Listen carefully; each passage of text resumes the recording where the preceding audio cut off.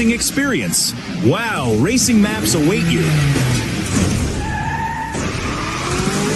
The new racing template is online. Create your racetrack gameplay.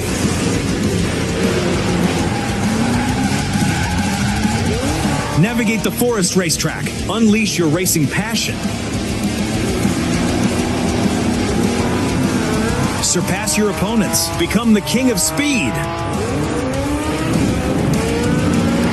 Unlimited speed. Ignite your passion for speed. Play WoW now.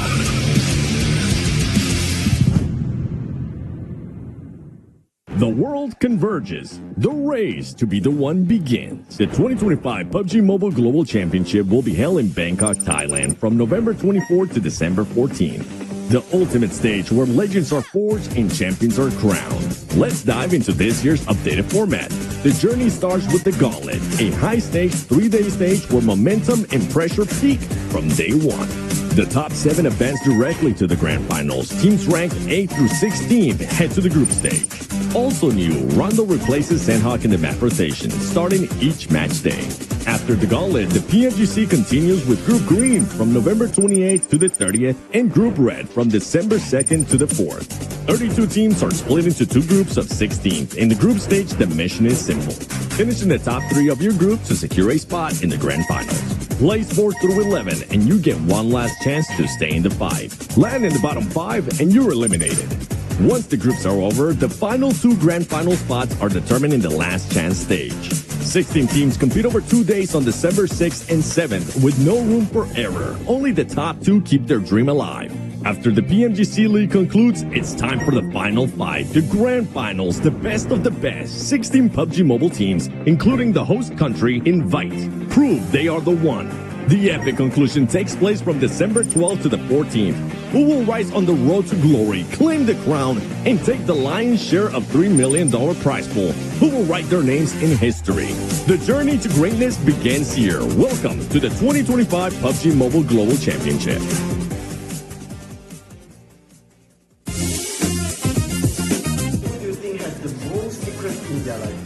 I think he has a wife and a kid and he doesn't want to tell us. Maybe. Who always die first? What was the question again? Who always die first but blame someone else? Oh yeah, it's me. Who has the best head but the worst decision making? yeah, it's definitely him. Worst decision making. Who panics the fastest in a messy fight? Yeah. I don't think any of us panic. I'll say this. Really? Why? Explain himself. If someone is gonna need himself in a fight, it's one of these two. Explain why me? Because you don't do anything. Who never listens to the IGL but still survives somehow? I mean, it's good, no? Sometimes it's good. Who talk the most during game, even unnecessary things? Not unnecessary things. I only talk necessary things, right? Who complains the most? This Both guy. of them. Yeah, come on. Both of them. No. I used to think I complain a lot, but he's more than me. There's a lot to complain. So. The longest to wake up in the morning. He doesn't even wake up in the morning. What's the most during the team game? One of these two. No, this guy, bro. This guy is a beast, man. If you have food left over, you just give it to him. Who is the most hygiene person? I would say him. He always put his cream, canned cream for the games. Oh, hand cream is just so my hands smooth. Who usually gets distracted in life or in game? Distracted? Yeah. His girlfriend always distracted. Okay. He doesn't miss one game each stream. Bye bye. See you next time. Thank you for watching.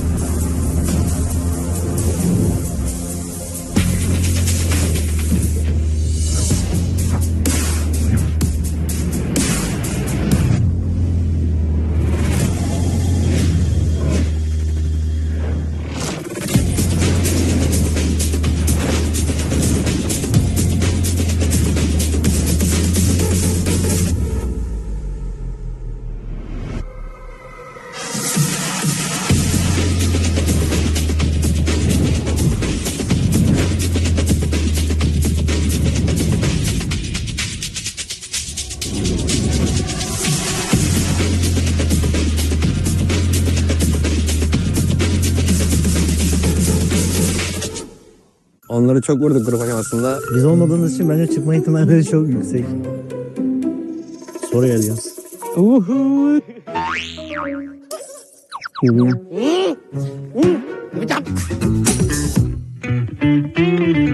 Merhabalar, ben Uygun Karadan Saylas. Ben de Reklam Paris Spor'san Loxi.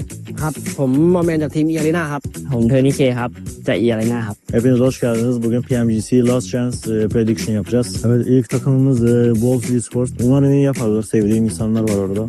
Bence 5'e koy ya. 5-6. รู้ว่า10 Team Flash. Bence ilk iki potansiyelleri çok yüksek. Ben 3'e koyacağım onları. Ya da 4'e koyacağım. My friend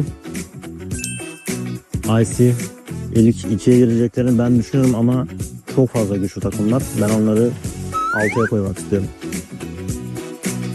I see ไม่ระหว่างนี่ระหว่างไม่ชัวร์เอ้ยผมย้ายทุกที่ดีกว่า Weibo. Bence aralarında en iyisi o. Ben çıkacaklarına inanıyorum. O yüzden 1'e koyuyorum. โอ้โหว่าพอเกมมิ่ง เอ้าเฮ้ยหวังว่าเนี่ยของจริงคิงเอาไว้เลข2ดิเอาไว้ตรงกลางสิไม่อย่างนี้อ๋อโอเค Genji, sadece Satan'ı biliyorum oradan. 8'e koyuyorum. เจนจี12ไหมอุ้ยแชมป์นะมีสน Influence Rage. Bence onlar da iyi. Onlar da ya çıkarlar ya da 3. falan alırlar bence. Evet. F Blues yine ve Brezilya takımı. Brezilya'nın eğimi bence çok iyi. Ama Brezilya'nın en iyisi değiller. Archer. Bence grup aşamasında iyi oynadılar. Alter Ego. Saçmalama. Ben buraya koyacağım zaman. Ben çıkacaklarına inanıyorum ama dediğim gibi yine çok fazla kendini kanıtlamış ve çok iyi takım olduğu için 9'a koyuyorum ben. อะไรเฮ้ยนี่เลยโอ้โห DJ En son bir tane Myanmar takımını oralara koyunca ne oldu biliyor musun? ya koyacak bir yer yok o yüzden buraya.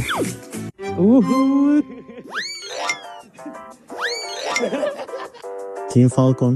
Geçici potansiyeli çok yüksek. Rauf'un oyun bilgisinden kaynaklı. Araya koymak istiyorum böyle. ya Duelens. Biz olmadığımız için bence çıkma ihtimalleri çok yüksek. Onları çok vurduk grup aşamasında. Bu IG ile BG'nin arasına koyuyoruz. Şuraya. ไม่ได้ว่ะตัวพี่อะ Türk takımı. Yani yer kalmadığı için en alta koymak da istemiyorum. Bence 16'ya koyalım. Yanlış anlamasınlar. Başaracaksınız inanıyorum size. ซับผมคิดว่าอ่ะ8นะ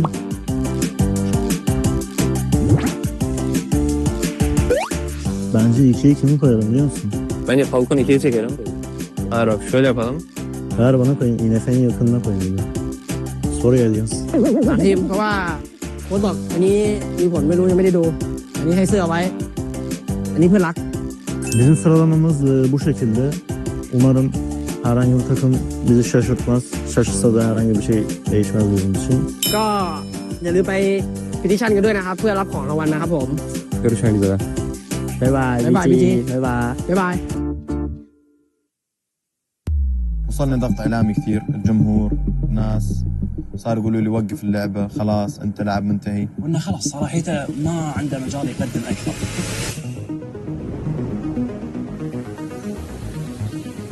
دخلت لفريق QF وكنا المرشح الاول لBNB اوروبا، وكل الناس كانت تدري ان هذا الفريق داخل يفوز، وفعلا كنت اشوف حلمي قدامي بان احنا افضل فريق بالشرق الاوسط وباوروبا ايضا، لين مزحه واحده وقفتني سنه كامله عن الاسبورت. الصلابه مو بس انك تقوم، الصلابه انك تقوم عشان غيرك.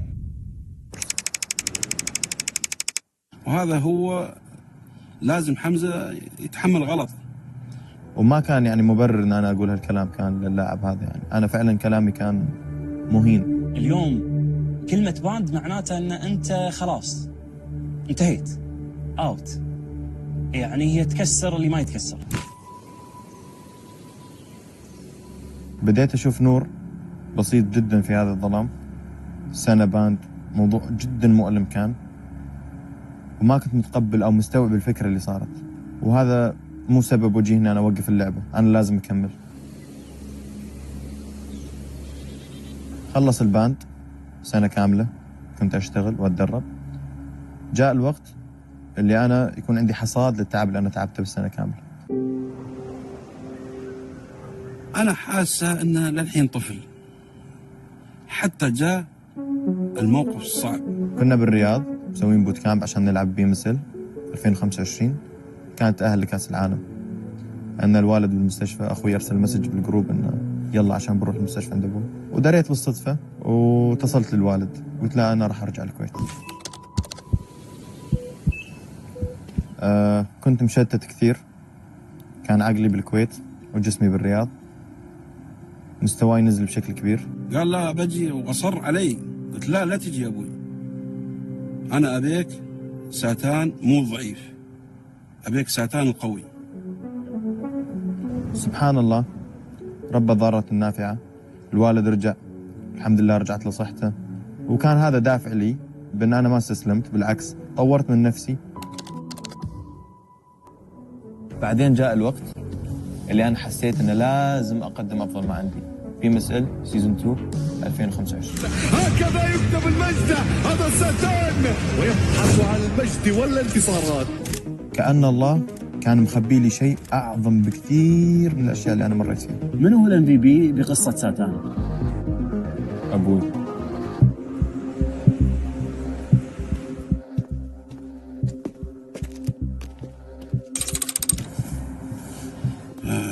والله يا حمزة يا ابني، يعني اعتمدت على الله ثم عليك للأمانة.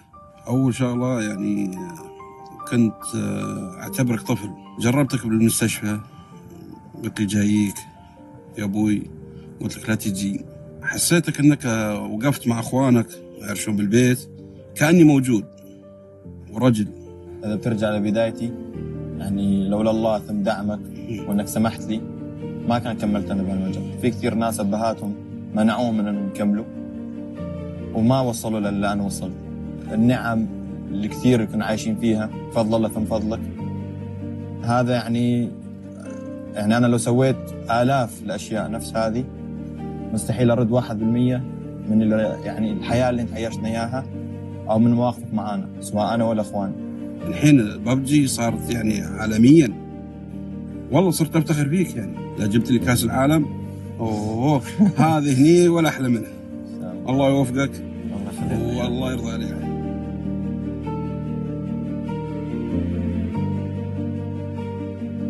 الصلابة مو بس انك تقوم، الصلابة انك تقوم عشان غيرك.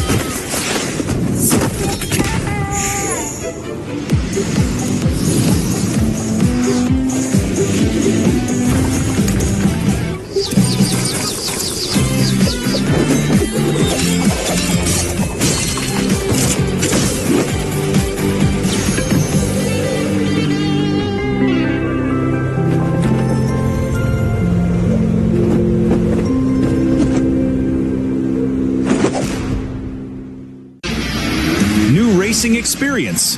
Wow, racing maps await you. The new racing template is online. Create your racetrack gameplay.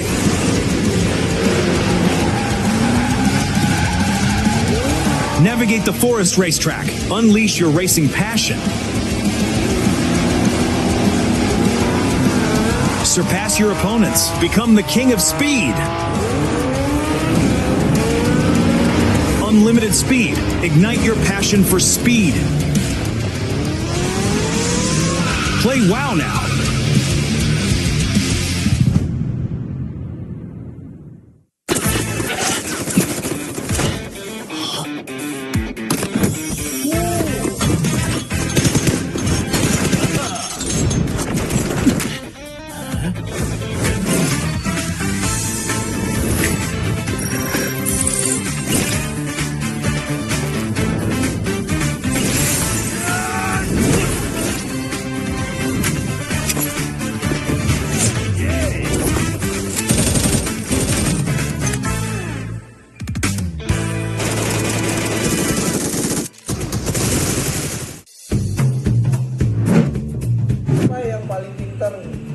Di tempat-tempat yang aneh.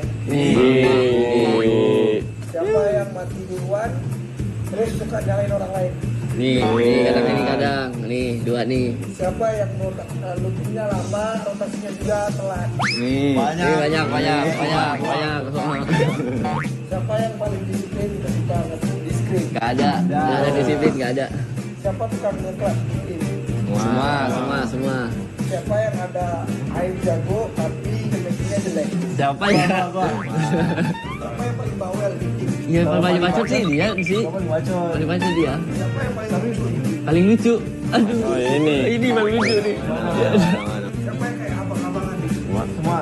Semua abang-abangan. Semua. Siapa yang paling aneh gitu kayak orang yang harus menjaga? Nih kita sama Moana berdua.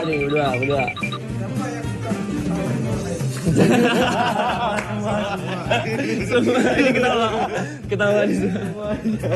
Siapa yang tukang komplain? Gua. Paling dia lah. Rosemary. Siapa yang paling susah bangun tidur? Rosemary. Siapa yang makan paling banyak? Rian kayaknya deh. Moana, Rian nih, dua nih. Siapa yang paling bersih orangnya? Paling bersih. Sumpah paling bersih. Siapa yang paling gampang ke distract? Siapa ya? Kadang anak-anak ada sih semua rata-rata. Tapi semuanya ada. Semua. Siapa yang paling banyak fans? Masih Rian. Itulah kita permainan kita tadi yang kalian udah tonton. Terima kasih banyak dan see you. Kita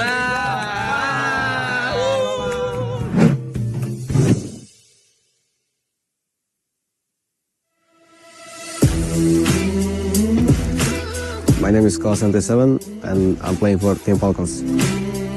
Since 2018 when it came out, I started playing the first day.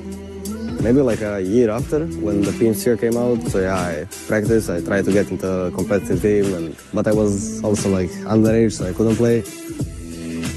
To be honest, it's my mother the most because she supports me and everything, and she watched more tournaments than I watch, and she knows more players than I do. So she always pushed me. At the start, like my parents were like, nah, finish the school, blah blah. But now they support and they watch even more than me, and they follow the competitive more than me. Yeah, she'll be mad and she'll say, you have to do this, you have to do that. How can you not kill this guy, blah blah. I think aim comes by like training. But the thing you cannot get, like by training, is mentality for sure.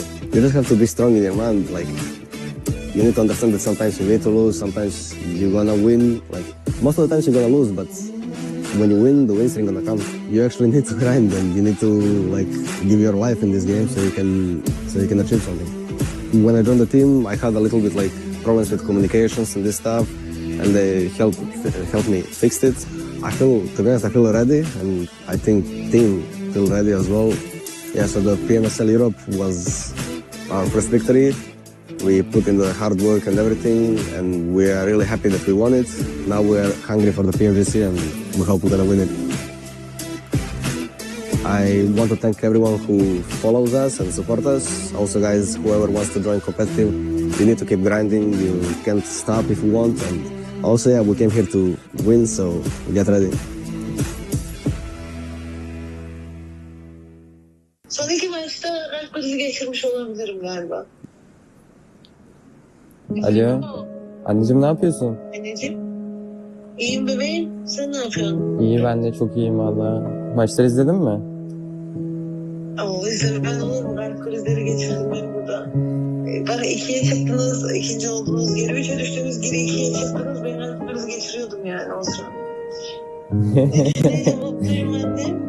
O da diyor ya, 3 gün formayla takıldı. Valla. Formayla gezdim iş yerinde. Resim atıyor beni iş formayla. İş yerinde de formayla yani şey yaptın değil mi? Formayla gittin. Evet, evet.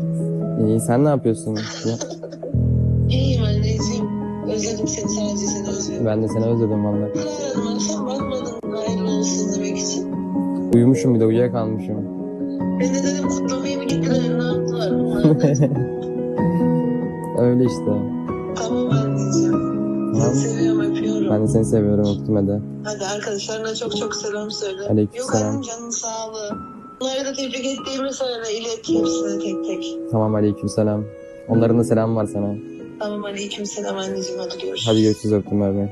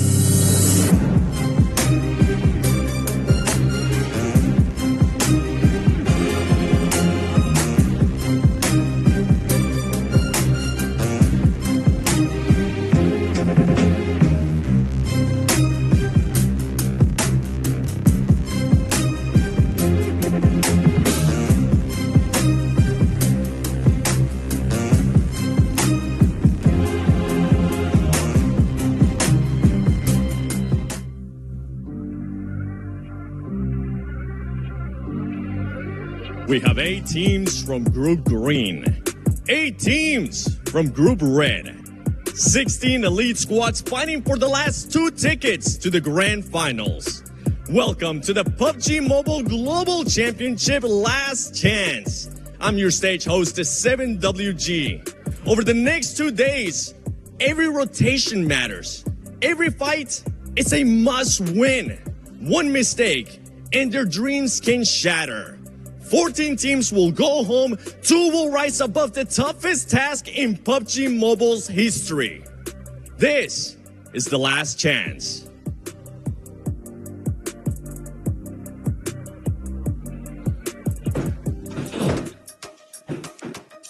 Woo! That's how you start a show, baby. The last chance is here. What's up, everybody? I'm Hot Jukes here with Maxman and Neptura. Guys, 2 teams move forward. 2 teams, 2 days. That's it, Max. How you feeling?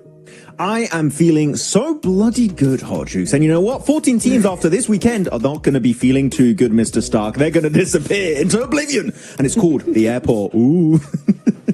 Ooh. Yeah, that's the place they want to avoid completely, Neptura, right? I mean, this is the first time we're seeing so many teams be done in just a snap of your fingers, just like that, gone. And it's not even 3 days. It's not a regular format, Jukes. It's 12 matches, 2 days only to get 2 spots. I'm frankly feeling very nervous for all of the teams because we've seen time and time again, one team just comes in, pops off, and subverts all expectations. So none of these teams have a shoe chance of getting in. That didn't make sense, but we're going to roll with it. Yeah, I mean, we've been talking about it during all these previous stages, right? Like, oh, teams can have a few bad games, this and that and the other, right? Here in the last chance, Max, I mean, Seven said it best. 0 mistakes, right? Every game you gotta pop off if you want to make it to the top 2. Yeah, I mean, you asked us also during the previous stages, right, Hot Jukes, of how many days can you have of bad games? And we said like 1, but now you only have 2 days worth of gameplay. I'm going to say you can have 3 bad games after that. If you get too many 0-point games, you are out of the top 2 race because it is going to be so competitive at the top, man. This is so unforgiving. What do you think about that, Neptura? 3 bad games? You think 3 games? I think 3. 1. You get 1 bad game. 1. But that's everyone's going to that's have bad games. Everyone has like at least some bad games at the top. So I'm thinking 3 is like a good that's threshold. true. Yeah.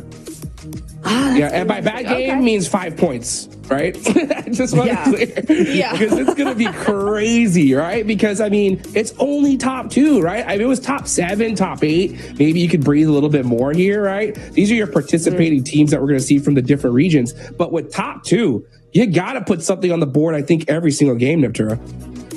Yeah, you do. It's going to be really interesting to see because we've seen some big teams go really, really heavy in like the group stages, right, in 1 day. So like we had APG, for instance, one of the in Group Green that just popped off day 2. And after that, we're untouchable. And that's going to really harm a lot of the other teams' chance because when you have a team that's farming points like that, it's going to be very, very difficult to bounce back from that. So I think a lot of the teams have to really look out for teams that have that potential to do that. And just adjust their thing accordingly, adjust their strategy accordingly. I mean, look at this lineup, man. You got to say goodbye to 14 of these teams. I don't want to, but do we have a choice, Neptura? Unfortunately, we don't really have, and we're going to have to say goodbye to most of these squads. That's going to be heartbreaking. Yeah, for sure. So take a look. These are 2 teams we wanted to look at, Neptura, right? The Wolves versus Team Flash. This is the Team Flash's first time in PMGC. And Wolves, some players we've definitely seen here before, but this is their first time as a group. And they performed pretty darn good during the group stage. They really did. I was so impressed with Team Flash, honestly. To have a team that's not really known to me come out and then go so hard, so heavy, and be so close. Just that final game was the tipping point for them to not make it into the top 3 is really, really heartbreaking for me. So I'm really rooting for them unbiasedly, but I really do hope they do well here because I do think they really deserve to go to finals. It was great for them. Yeah, I wonder if they're going to try and qualify to the finals, and if they make it, just hot drop E-Arena because they ruined their chances early on to make it to the finals. That would be a funny storyline. But yeah, I would agree. Team Flash looking very impressive here. And looking at Wolves also, America's Hot Jukes NA. Yes! Be able to make it here. Oh, my sweet, sweet Wolves. Come on, you got to make something happen here. But it's going to be tough, right? I was really worried for them during the Gauntlet, during the group stage, because I was like, man, last chance is going to be so difficult because you can't really afford a single misstep. You know, maybe 1 0-point game, maybe, but you got to be getting chicken dinners on top of that. But let's introduce these teams and take it on over to the Sub and WG to introduce the last chance squads.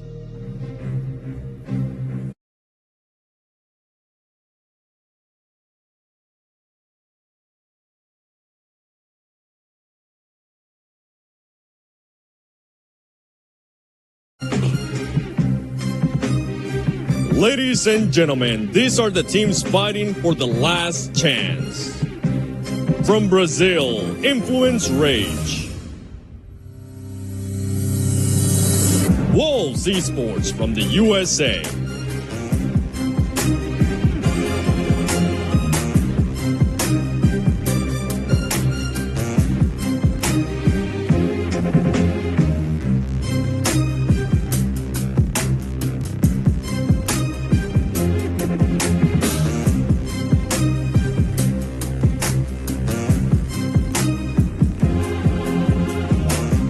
Weibo Gaming representing China. Inner Circle from Pakistan.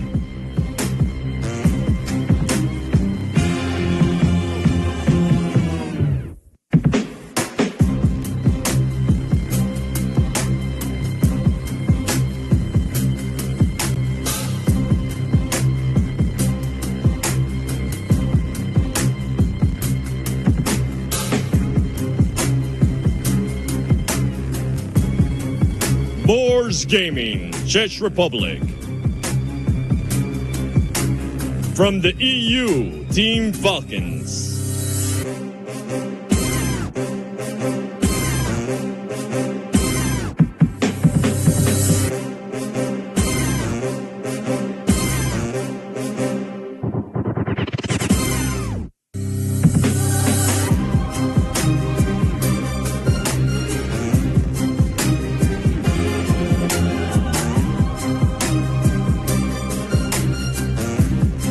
From Saudi Arabia, Genji Esports.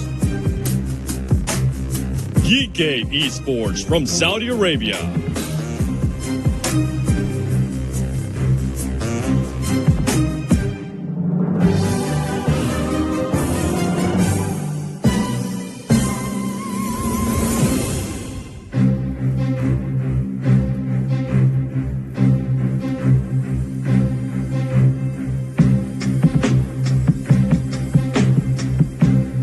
Representing Indonesia, Alter Ego Aries.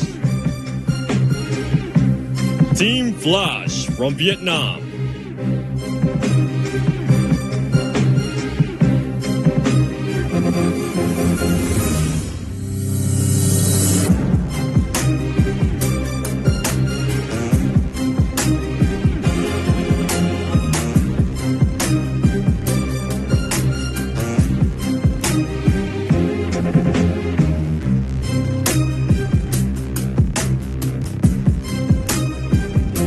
Burmese Goals from Myanmar.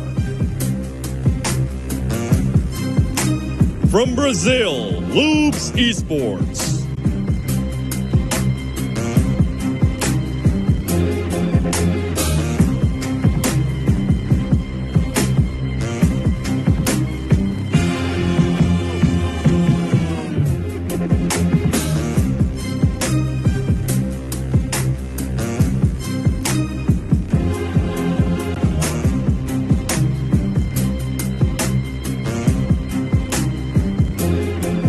The pride of Malaysia, Alliance. From Mexico, 9Z Globant.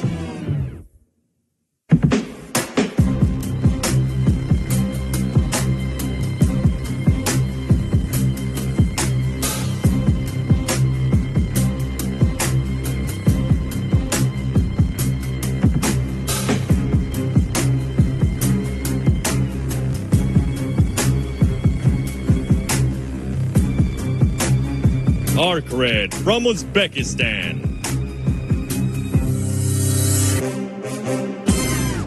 Papara Supermassive from Turkey.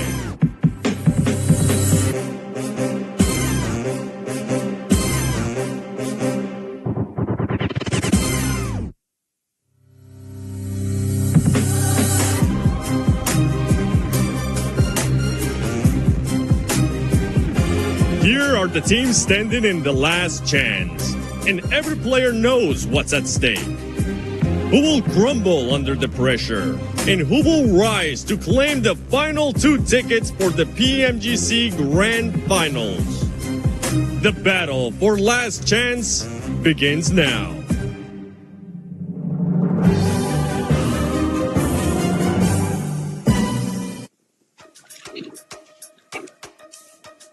And there are your teams here in the last chance, ready to pull out all the stops. Speaking about pulling out all the stops, of course, we got to give a big shout out to the Infinix GT30 series, the official gaming phone of PMGC 2025. Engineered for precision, performance, and victory, empowering every gamer to hashtag be the one and hashtag outplay the rest on the global stage. Well, guys, last chances here. We've been talking about it. We've been warning teams about it, right? Just really trying to push these squads to their absolute limit, because when it comes to last chance, it is so cutthroat here. I want to see any kind of like, oh, you know, all right, we're going to land this spot. All that's got to be gone here, Max, man, because this is it. Look, if you have a hot drop, except on Rondo, permission granted, you may hot drop in Rondo because it's actually good and useful. If I see it on any other map, Niptra, if I see on Erangel, if I see on Miramar, I'm fuming, okay? It should be sorted by now. Look, her eyes, she's angry. She's pissed. Just even thinking that a hot drop could be happening. So no, that should be sorted out, Niptra, if it happens. I think that some teams maybe have not done enough homework in their hotel room. Yes, especially, I mean, like when there's 3 days, then it's like, okay, maybe you get like one game where you can do that, right? 2 days? Absolutely not. We don't have time for that. You don't have time to take the risk to have a 0-point game. That's just not a thing here. Not a thing at all, Jukes. Like 12 games is nothing when you really think about it, right? That's 2 Rondos. That's 4 Miramars. That's 6 Erangels. We don't have enough time to do hot drops. We don't. Stop it. Yeah. You know, I think Rondo is going to be so imperative here, guys. It really is, because, I mean, we saw what happened in Group Red, right? Day 1, E-Arena went so crazy, right? Sakura, it was like, what, almost a 30-point match in day number 1. And if something like that happens here, you know, and you segue off those points, Max, I mean, that could lock down your position early. It really could. Like, it could lock down your fate day 1, right away. So you really got to be very careful how you're approaching the lobby, like the last chance. But man, so much on board. And yeah, this Rondo in particular, Hot Jukes, these points you can get on board are so inflated because of the entire recall system. I mean, Nepturo, we talked about it many times. Unless you're GRX and you get a 30-point Miramar, that kind of stands out as an outlier. But are we going to see maybe a 35-point, a 40-point bomb coming onto Rondo? I'm still waiting. I know it's going to happen one day. Could it be today? I mean, it is entirely possible. I mean, we saw Inner Circle in Group Green, day 1, get the win on Rondo with 18 points. I mean, that's a 28-point game, and the rest of the lobby isn't going to be getting those kinds of points if you're sweeping the lobby that much in the first game. So absolutely, Rondo could be huge, really, really imperative for your final result. And I think we saw that as well in Group Red, right, where it was like E-Arena getting that initial win, that massive chicken dinner with all those eliminations on Rondo day 1 actually helped them secure the top 3 finish as well. So the exact same story could happen here, definitely. You know what? I'm going to take control for a bit. Hot Jukes, I'm the host now. Okay? Okay. Top 2 prediction. Who's taking it to grand finals from last chance? Niptura, go first. What are you thinking? Inner Circle and Weibo. Ooh, okay. Yeah. I'm going with the side of Weibo and Wolves. What about you, Hot Jukes? Yes. That's exactly, you read my mind, Max. I'm going with a double W. You know what I'm saying? I want to see the Wolves there. I am a huge fan of Weibo, Neptura, especially after seeing some of that Car 98 action. You know what I'm saying, from Order? Oh, yeah. So I want to see that bow in the grand finals as well. Yeah, I want to see that too. We've got to have Sook back. We've got to have Weibo back in the finals. It only makes sense, right? I do want to say shout out to Flash as well. I really feel like Flash could do something really cool here. Again, they really impressed me. So if they make it to top 2, I'm not going to be mad about it. But I do think that Inner Circle and Weibo, I think they do have the best chance of getting to finals. Yeah. I mean, I'm happy you bring up Inner Circle because I feel like we have seen, and I remember also Seven send something similar on his side of things. We did see a lot of presence from Falak, not the rest of the team. I want to see PMWC Noki back on board. We remember how impactful Noki was on the second half of PMWC. We see him back at that level, Hot Jukes. Oh my goodness, Inner Circle could be on absolute fire for this weekend. Let's just see how on fire they're about to be, folks. The last chance has begun. Last chance for squads to make it and make their dreams happen in the grand finals. Will it? That is the question here, folks. You see these teams, you can see the pressure on their faces, Max, man, locked into their absolute maximum because, you know, especially when we were talking about it a little bit earlier, if you see these squads, if a team really pops off, or if 2 teams in particular, let's just say have a crazy like 2 chicken dinner day each, tomorrow is going to be that much more brutal, Max, because there's going to be some squads that we know for sure are not going to make it. How is that going to change the lobby in day 2, right? It's significantly, because you don't have that position in the middle of the leaderboards where you got a next stage. You know, it's called last chance because, well, guess what? It is your last chance. If you fail here, if you're not in the top 2, your PMGC adventure ends right here, right now. So again, as Seven said earlier, there's no more room for mistakes. No more room for mistakes indeed, folks. Well, it's time to get this started. Let's go. Match number 1, Rondo. John Allen and Blake, take it away.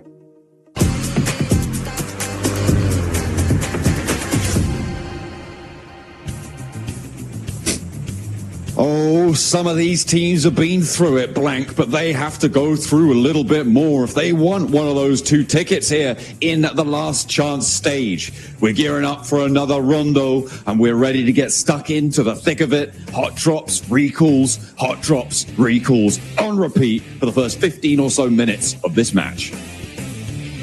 I think Rondo is an extremely important map for a lot of our teams here now, because with only 2 days, I think Rondo is going to be your springboard for the teams that are going to be coming in that top 2. I think if you're not able to do well in the top 2 right in this game, it's going to be very difficult for you to maintain pace with the other teams. I genuinely think this is going to be such an important map for so many squads right now. If you're able to get those 28-point, 30-point games even potentially, that is a huge boost to you. Which is why Rondo's a little bit of a scary map to be starting on, because a lot of your game actually relies on this. It's a massive hot drop over towards Neox as well as Test Track. Oh my god. Oh my goodness me. This is so many teams already getting stuck all the way in here. You got Loops, you got Inner Circle, you got Influence Rage popping in, you got probably everybody else in the lobby right now popping off as well. There's shots firing across this Test Track, across Neos Factory. Redox is sticking the blade in, giving it a twist. Oh my the recall God. beacons around this area are real hot camping spots right now as well, Blank, but nobody seems to be going for them. Everybody's focused on the inside. Inner Circle busted down to 1. Influence Rage on 2 as well. The Falcons, they're not doing so hot on the inside, with Koa looking to crawl back towards Redox, who's trying to get the reload on. The UMP around the door frame. Federal super low. 7 rounds in the shotgun chamber. That's going to be pretty dastardly, but steps back, looks for the res, tries to keep it calm. There's so much popping off still, Blank, as the Wolves are also in this fight. It's so funny looking at even the leaderboard there, which was having an aneurysm trying to keep up with all of the elims coming through. Initial knock is good for 1, but not more than that, as Influence Rage will get back up to 4 there. I think Falcons are able to get a couple of elims. In the meantime, the Wolves are still going on the outside.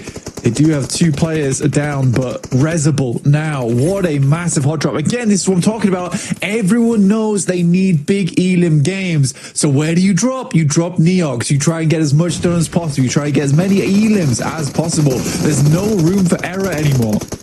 I mean, a pie divided 8 ways, though, is really not that much. Unfortunately, every team getting just a sliver. Team Flash seemingly coming through, looking pretty good. They've got 3 elims, all 4 players alive. Currently, 3 teams sit with 3 elims on the count. No teams have gone down fully, which means those recalls will be starting to come on through. The question is where? As I said before, I'm surprised that nobody spotted all those parachutes and looked to start to camp the outside of things, looked to try and grab those points on the route out as teams looked for those recalls.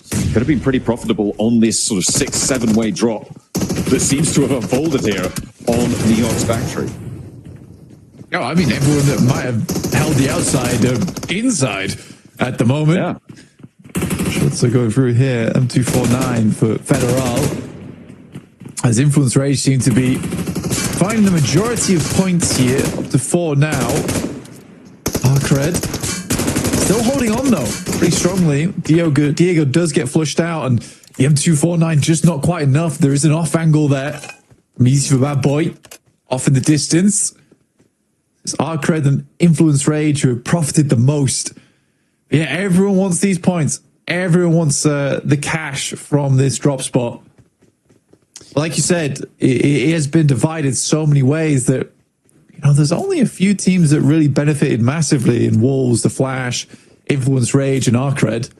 And that's the question if Influence Rage can actually disengage from this. That is a big question as well for Arcred. In the EMP zone, it's a little bit harder. I think that might just be off to the southwest side of that one. Well, there's a bit of a disjoint between what we're seeing. I don't think it's on top of them right now. Wolves are spotted though. Ooh, easy for Bad Boy. Spots Coops hopping on the hill on the top of the roof there. He will have cover behind the vents on the roof, which means they can go for the res. But Ramses is actually charging in and looking to control this flush, control this res. Coops, I don't think he's been got up just yet, but Batten is ever vigilant, and Ramses goes down very, very quickly. A nice little hold coming through from Batten, not going for the res, but instead deciding to protect his teammate. Yeah, Wolves much rather get Coops back up.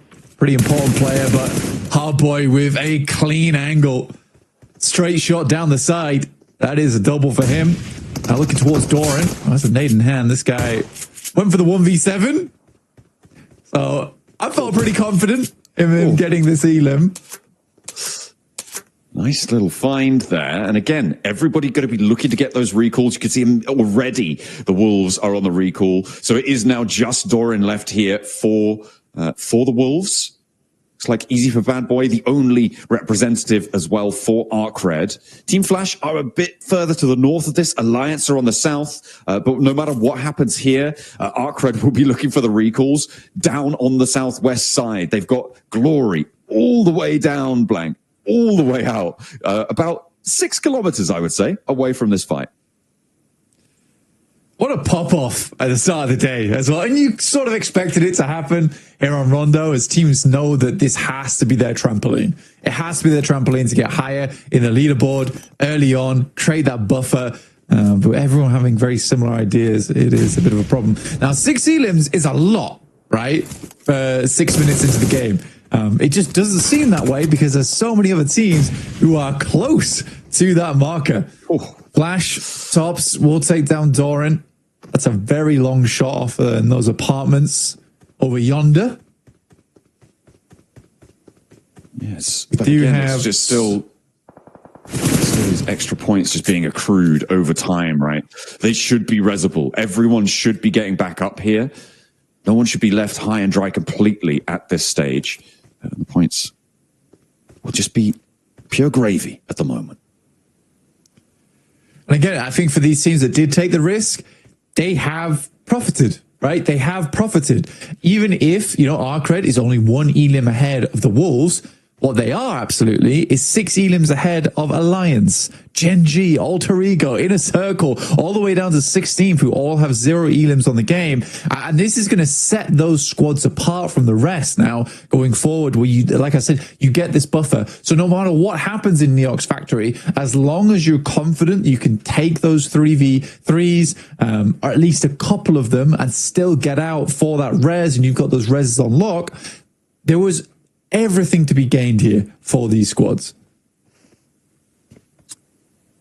Absolutely. They've got a little bit more under their belt now. For Arcred, the major profiteers, they may lose their last play, but they've got 6 elims already, Blank. They can get those reses all the way out on the southwest side. This is a really good start for them. But the question is transitioning into the middle and late game here. It's not infrequently that we see teams get up towards that 6, 7, 8 point margin here on Rondo and then go down in 10th place, right, on the teams. It is a little bit sometimes not quite the full trampoline that you want, right? So it's about having a good start, yes, but it's also about converting that into a solid finish. I personally don't think it matters. I don't think it matters at this point. It's like if Arcred was going to have a bad game and go out in 10th place, they'd have 0 points if they didn't take that fight. I'd much rather they just had 6, right? No matter what happens, it's a benefit. You're finding value from that, no matter what you do. And Neox Factory is so close towards the center of the map, it's a really good position to start moving out from, even if you do cut away towards those recall beacons on the outside. So I genuinely don't think there's a downside as long as you're able to disengage, which all of these teams were. Well, we'll see if they can tuck those under the belt. But if you want top 2, Blank, I mean, that's a really tall order. You're talking about getting up over I mean, if you get 120 points on 12 matches, it's pretty likely you're going to be in that top 2. But anything beneath that, it's a very variable part of the table. The top positions generally are very in flux. It's when you start to get down towards where 3rd place is going to be, down towards where 5th place is going to be, that sort of area of the table that is a bit more predictable. But the volatility at the top means that you need as many points as you can every single game. And sure, 6 points is good, but it's not 10, it's not 11. And that's what teams should be looking for here, to set their sights on those sorts of averages to get into a top 2 on a 12-match set. Absolutely. Yeah, I don't disagree with that. I'm just saying that no matter what happened in Neo's factory, it was value. Oh yeah, it's a profit. It's definitely profit for sure. For everyone, yeah. 6 points is fine. 6 points is fine. Like you said, it's not going to take you to the top. But for ArcRed, that was a freebie. It's a freebie for them at 6 minutes. It's going to assist them. Compared to Alliance, they might finish out the game in 1st place, but only get 10 points. It's not going to cut the cake for them. Let's take a little bit of a zoom in over towards the map, at least, which does head over towards Neox. So you do have sort of the de facto winners, I would say, in the Flash. You're able to outlast pretty much everyone else in Neox Factory. They took a little bit more of a passive approach towards the end of that fight. Started third partying a little bit more. They actually have a strong position to move out from going forward. Gen G in a pretty frightening area of the map at the moment. A little bit difficult to play, but they have this small dish. They have vehicles too, which is good. Quick also, first time we see the pickaxe on the big screen. I mean, doing his best. Let's get through there, you know, creating those little divots. I mean, we have seen them be pretty impactful. Normally we see them being generated by the nades coming on through, but he's getting pretty far down there. There's only so far you can dig. I think he might have hit the limit there. But this is it's a decent bit of cover. It does eat grenades, though. If someone knows you're in there, they put a nade on, you're done and dusted. I feel bad for him. He's told to get digging, essentially. Wolves versus ArcRed. So low right now. He just needs to get out and take the shots. Coops could even wait on the outside, but he's taking a little bit of a blasting. It's just a couple of shots needed, and they cannot find the ones ArcRed was swinging past, but I don't think for long, as the Burmese Ghouls will be all that happy to pick up these points. They'll be thrilled with that one. ArcRed try and crash out on that southwest side. That transition did not go successfully for them. Now with just the one player left standing, that point is taken away. 4 elims for the Burmese Ghouls. And ArcRed, they stop on 6 blank. So sure, 6 is good. But as I said before, it's not going to be enough for a first or second place. Absolutely not. I mean, they get the 6 points. They don't go further than that. Burmese Ghouls grab 4 off them. So only 2 points behind that. Yeah, that transition was not great. Not great. I think you know that Wolves are likely going to be making a similar rotate to you as well from where they grabbed the recall beacon. And I think they could have diverted a little bit sooner there. I think Burmese Ghouls being in this building is, I would say, fairly obvious as well, considering it's one of the few spots that are fairly safe on the outer edge of the circle. Weibo makes a great rotate in the early game. They grab high ground. They have that opportunity to get on through. They're fairly central. Their alter ego kind of have quite a lot of it as well on that northern side of things. Team Flash coming up against Inner Circle. Of course, these two teams playing in different groups will not have faced each other before, and both very close to that bubble plan. Very, very close indeed. 5th place for Inner Circle. Team Flash just pipped to the post by 1 point by E-Arena. Both of them desperate to jump up towards the top spots. You can see they are taking that fight back and forth. Inner Circle look to be able to get this res as Team Flash now busted down to 2 on the north side. If Inner Circle, I have big hopes for this team. On their first day, they looked really good, but not sure what happened between then. But the performance seems to take a pretty big downward trend. Again, for Noki, I wanted to see some more of these fantastic off angles. He's a very good player when it comes to taking these 1v1s too, not just Falak on the team. Now Inner Circle looking to hold out the rest of Flash, and Flash desperately looking for a knock on one of these nades, but not finding the angle just yet. His arcs aren't quite going through, and the circle going far down towards the southwest. Suddenly, it's a long journey ahead of them for the Flash and in a circle. They really do have quite a distance to travel. And they have to get a move on. I mean, Team Flash getting everyone back up, that's great. But now getting through this roadblock is tough stuff. It is hard going. A treacherous road ahead. Burmese Ghouls taking shots over towards Weibo, actually, who have been trying to find their way, and they moved Sook up to the middle. But now with 5 elims, Burmese Ghouls having a good time on that southwest side. Looks like they're liking Rondo today. Order goes down to the play zone, so a lot of Weibo not really being able to get in at all here. And actually, Kamikaze has been sat in the middle of this circle for a long, long time. Max brought something up in the chat. He thinks he's on top of that pillar in the middle, and the rest of his team now looking to regroup around him. Yeah, he's pulling the old Sakura strat. And the Sakura strat, without it, I don't think E-Arena would have made it into the grand finals. Nico, though, does find a good shove towards Sook, which will eliminate Weibo on their first game, despite a decent initial rotate as well. It's a little bit sad. Alter Ego playing pretty central position. So many great teams that could make it to the top 2 here in the last chance. It's actually so unfortunate we have to say goodbye to so many of them. Yeah, it is pretty nasty stuff, right? Only 2 of these teams, and I mean, picking 2 out of this lobby.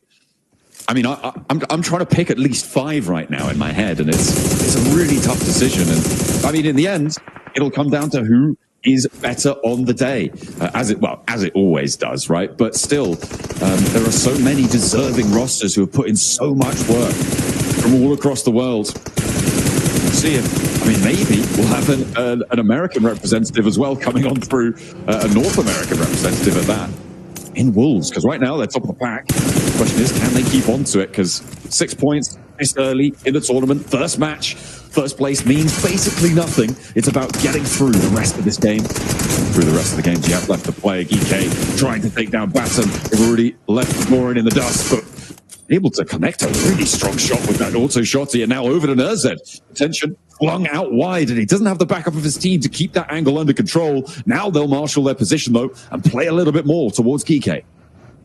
Yeah, Baton being down, it's a tough choice now for Wolves, and I think that for them, they are just going to back it off, try head over towards that north side, but they're barreling towards Papra Supermassive, as we've seen. Pretty treacherous in terms of the approach for a lot of squads. In a circle, dealing with the Falcons now. We crash upon towards the building. Initial shots are good, but Ralph does not find him inside the building. Oh, that is nasty. They can't make that run up, and Koa now trapped out in the cold. Only the one player on the inside for the Falcons. And you got to imagine Redox is going to bleed out. Not a good roll up for them. They had a terrible time on that northern side. They've got 4 points on the match blank, so still a little bit of a commiseration reward, but that's got to feel nasty.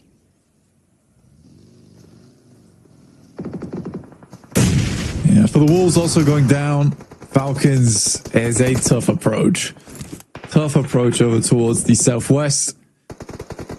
Alter Ego that looks like they might be on for a winner right now, depending on how the south side of the circle ends up. Loops, Gen G, Alliance still trying to make it through. Alliance really struggling with their end games at the moment. Their early to mid game's great. Honestly, 4v4 is not so much, and closing out matches just seems to be an impossibility for them.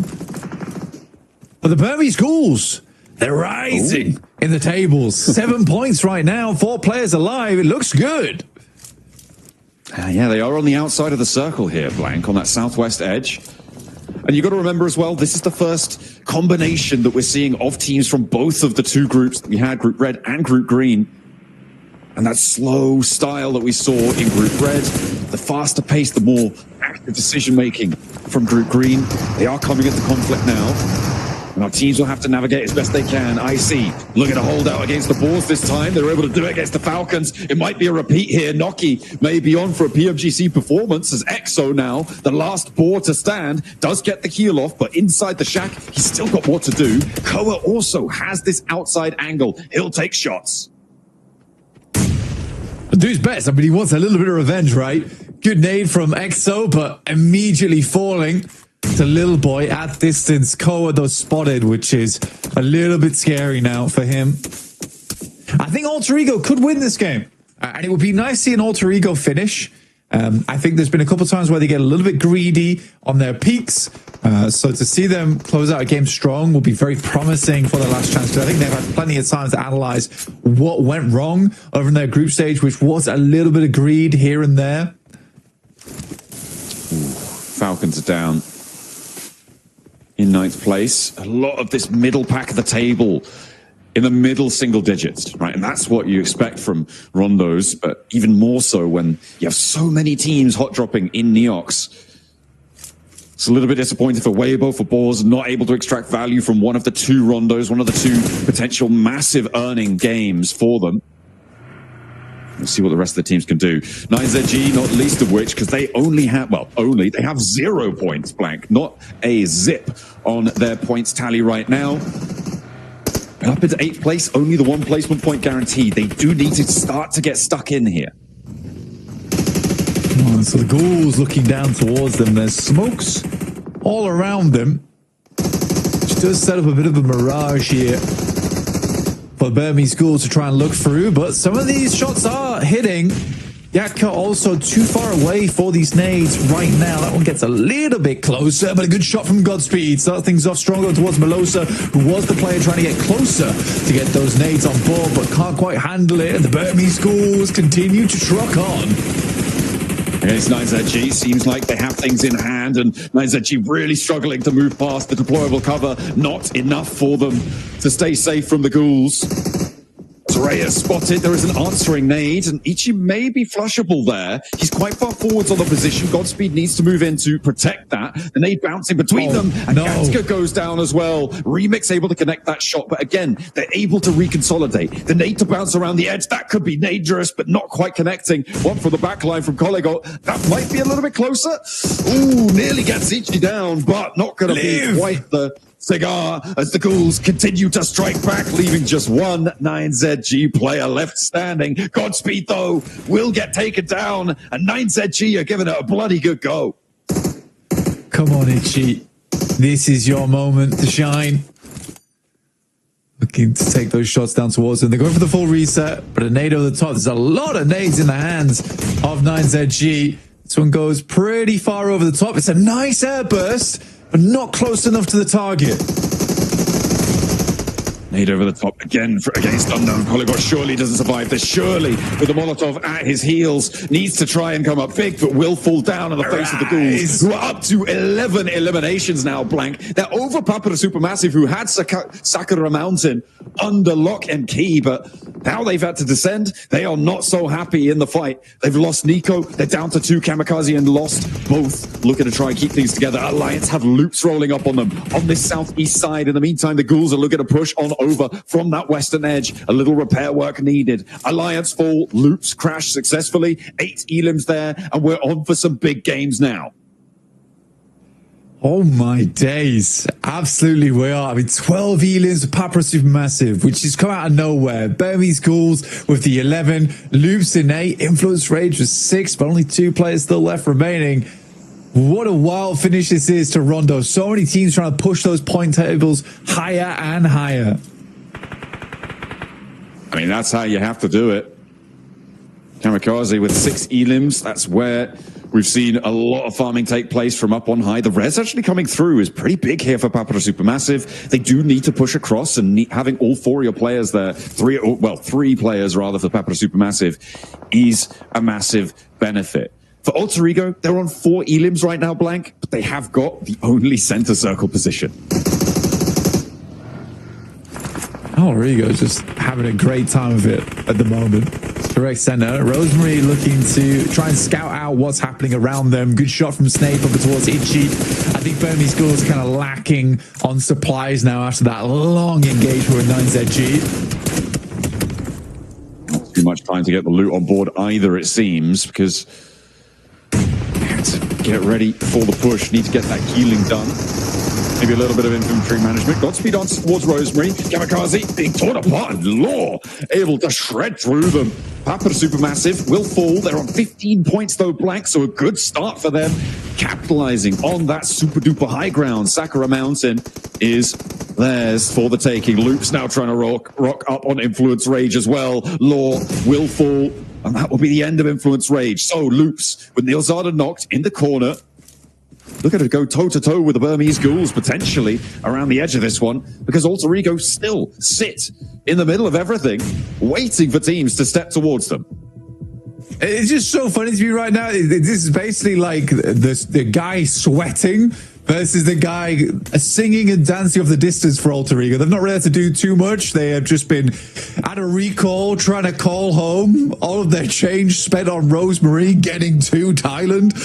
It's been good. It's been good from them. Playing as 3, maybe there's an opening to be made here, but the fact that both Loops and Burmese Ghouls have to make the rotate at the same time, pretty much the same time, could make things harder. But if Loops flex out, the Burmese Ghouls don't have the angles, don't have the challenge over towards them. I mean, that's going to make Alter Ego's life a lot harder. But, again, you need to push towards them. It's slap bang on top of them. Come on, Ghouls. Now's your time to shine. I have worries, though. I have concerns. Versus Loops. I think they're spotted now, too. Smokes do go down, but it is a nade trap down there. Let's tag on towards Yakka. Godspeed gets out towards the tree, which is great news, though. That little off angle is so important for them. These nades are terrible. That one's okay. The quick switch on the vehicle? Okay. Happy feet from Unknown. He knows where the nades are, though. Underneath the car, unable to dodge through them. Still a little bit of damage from the Molotov, but they are in the zone blank with all 3 of their players. They are just going through those passenger seats, diving in, finding their gap. And Loops can't tag on. With 4 players alive, they need to start to transition. They need to start to find something. Burmese Ghouls have got no utility to speak of, and Loops have run their nade closet dry. Yeah, well, Alter Ego's only got 3 as well. I mean, Burmese Ghouls have nothing. But they've got their guns. And they've got hands. That's all you really need in PUBG Mobile at the end of the day. Krypton starts to move out. Has to look for something, but it's a high ground push towards them. Thing is that Loops will be silhouetted first, but it is this 3v4, which is sort of the difficulty for Loops. I mean, all those nades. I'm worried for Alter Ego here. All those nades that Loops put towards Burmese Ghouls, I suppose it's kind of given them a load of divots to play with as well, which might help them against Alter Ego and make things harder. Loops want some of their own, as Nilzada's digging in around the tree trunk. Really are in the mines right now, all over the place. Second time. I think that is the second time this tournament we've seen the pickaxe, and it's in one game. So teams using every advantage at their disposal. Yeah, this is reasonable. I don't think any team wants to be the first to face here. It's frustrating, I imagine, for the Loops that they don't get any of those nades off over towards Burmese Ghouls, but that's a good setup on the smokes to deny angles. Unknown looks for the challenge on Ratto Boy. Steps out. Oh, what a shot coming on through from Unknown. He saw that peak. Ratto Boy stood bold as brass through the smoke corridor. And he has been clipped, but should be resible. In the pre-made divot with that pickaxe coming on through. It's always annoying that you can't see the smoke canisters in the smoke launcher on these utility bars at the top blank. We would have known that Loops had a little bit more to play with. Alter Ego, though, flexing out. I mean, I like this, right? They have had the control for a while now, and they do need to pick up a lot of points from this fight. They want to continue to capitalize. Good shots again from Unknown off a distance. The Undead looking very much alive here in this endgame. As the Burmese Ghouls continue to pop off, dropping Loops down to just 2. 14 elims. It really is now time to arise for the Ghouls. And they're on 3. 3v2, v3. Godspeed again, not taking a huge amount of damage from the nades, and the nades are all out from Alter Ego. Loops lose Ratto Boy. Krypton able to find the flush. Just Rafinha left standing. As soon as you get rid of Rafinha, all of a sudden the Burmese schools have a little bit more of a clear run here. They have a full frontal fight, and Krypton's low already. Maybe this is their time to strike. Maybe this is their time to arise. Godspeed on the higher ground. Position known, and no nades to speak of. It's getting to be mano a mano, hand-to-hand combat as Godspeed steps up. He's taken down by Krypton. Yeah, no chance there for him. Snape's off angle here is so important. I think the Burmese school is likely to go down in second. But this was desperately needed from Alter Ego. I think they held out for quite a while here. They weren't quite as proactive as we liked, but it still earns them big points. But I think it is the Burmese schools to take top pole position there with the amount of points they're able to score. Very chilled out game, though, for Alter Ego. That's what you want to see.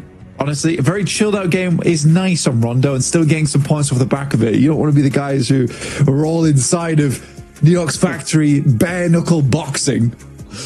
Oh dear, no, that was pretty nasty stuff. I mean, it was...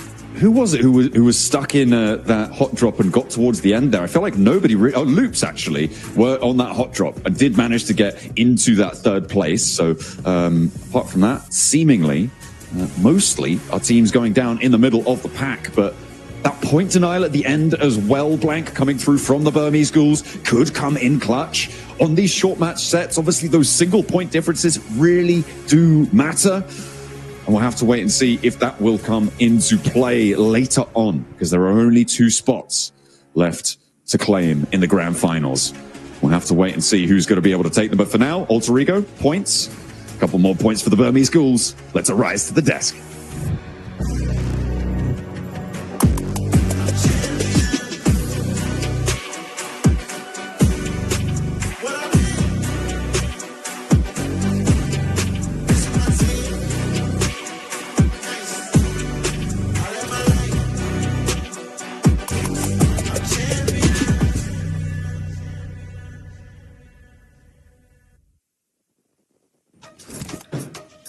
Forget everything you knew about tactical PUBG Mobile, because what we just witnessed in Game 1 of Rondo was pure, unfiltered, violent euphoria. Maxman, Alter Ego, get the win in this one, but I think we were the winners, just being able to witness it.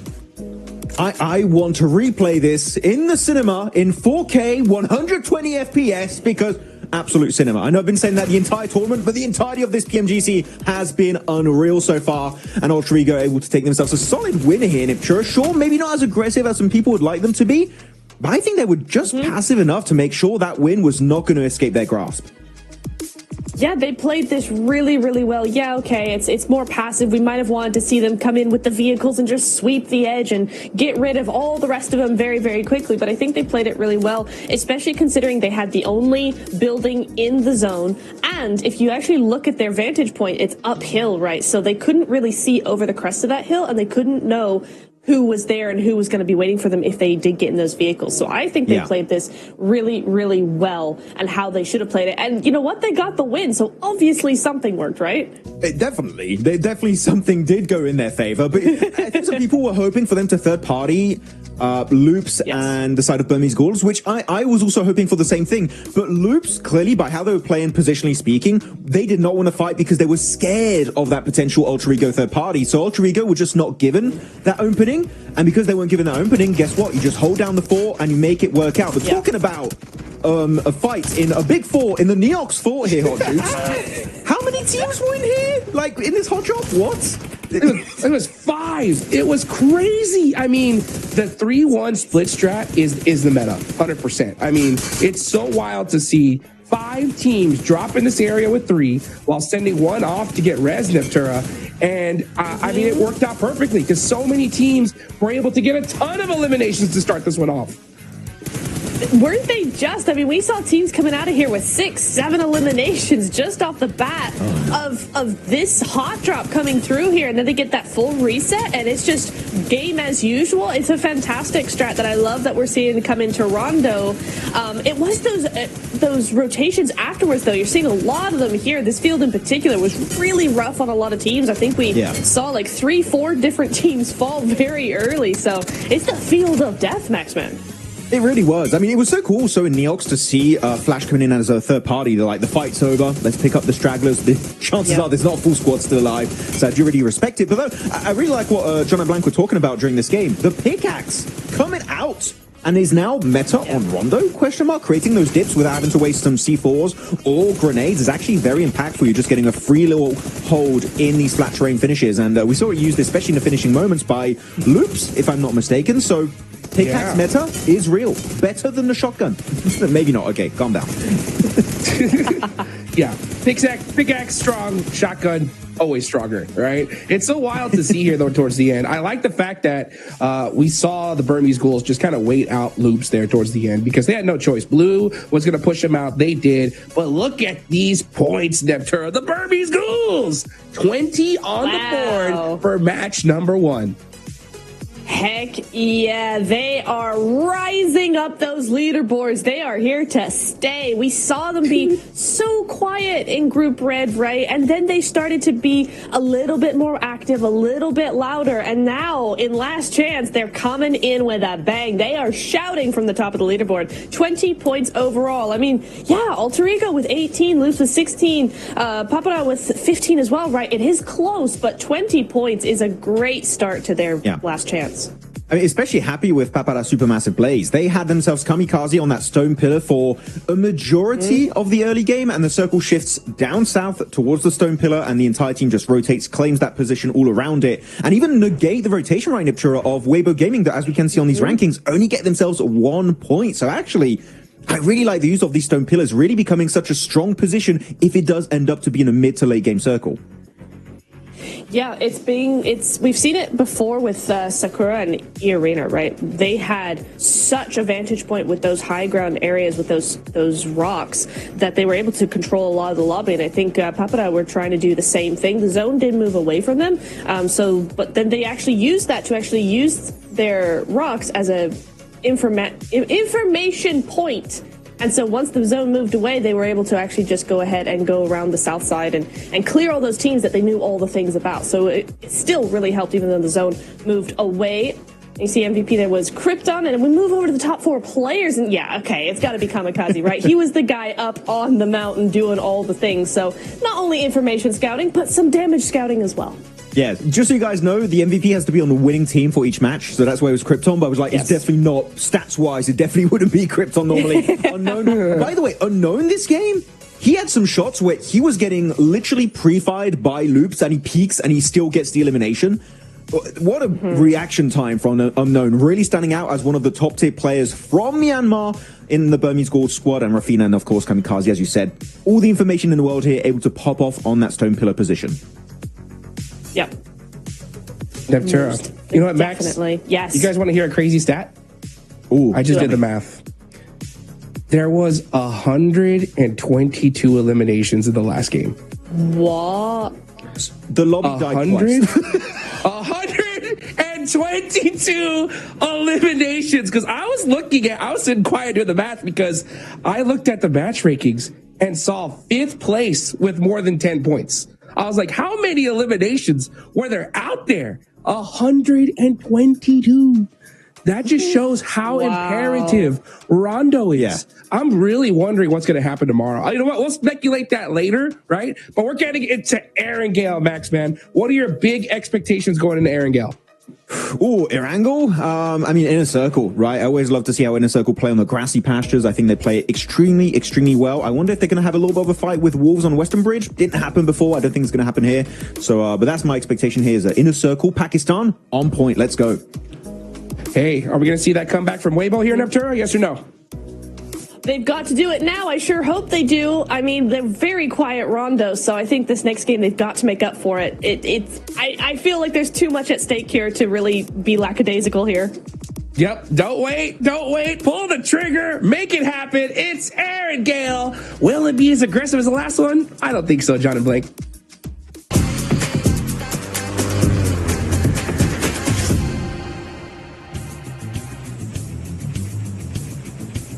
Hey, look, I hate to stat check you on the opener here, Hot Jukes, but I'm pretty sure it was 90 elims in that last match, which is still a lot, right? Don't get me wrong, that's like 10 elims over the odds for what we expect even from a Rondo, but 122...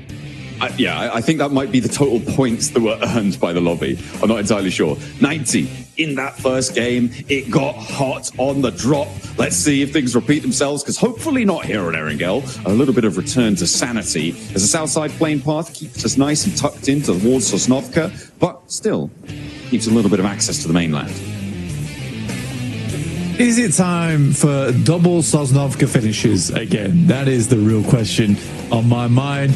And I hope that the answer is no, because it is brutal, especially in last chance having double Sosnovkas.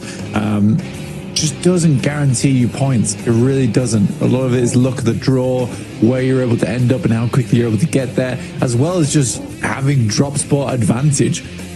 But we'll see where the circle does go on this. Obviously for Erangel, you want to get as many points as possible. These are much higher averages over Erangel as opposed to Rondo or Miramar.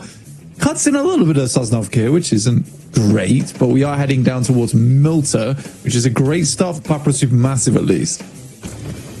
Yeah, they'll have an option to take wherever they want to convert on their pretty big game in that last match as well. 15 elims found, 12 elims found, 3 placements, 15 points total.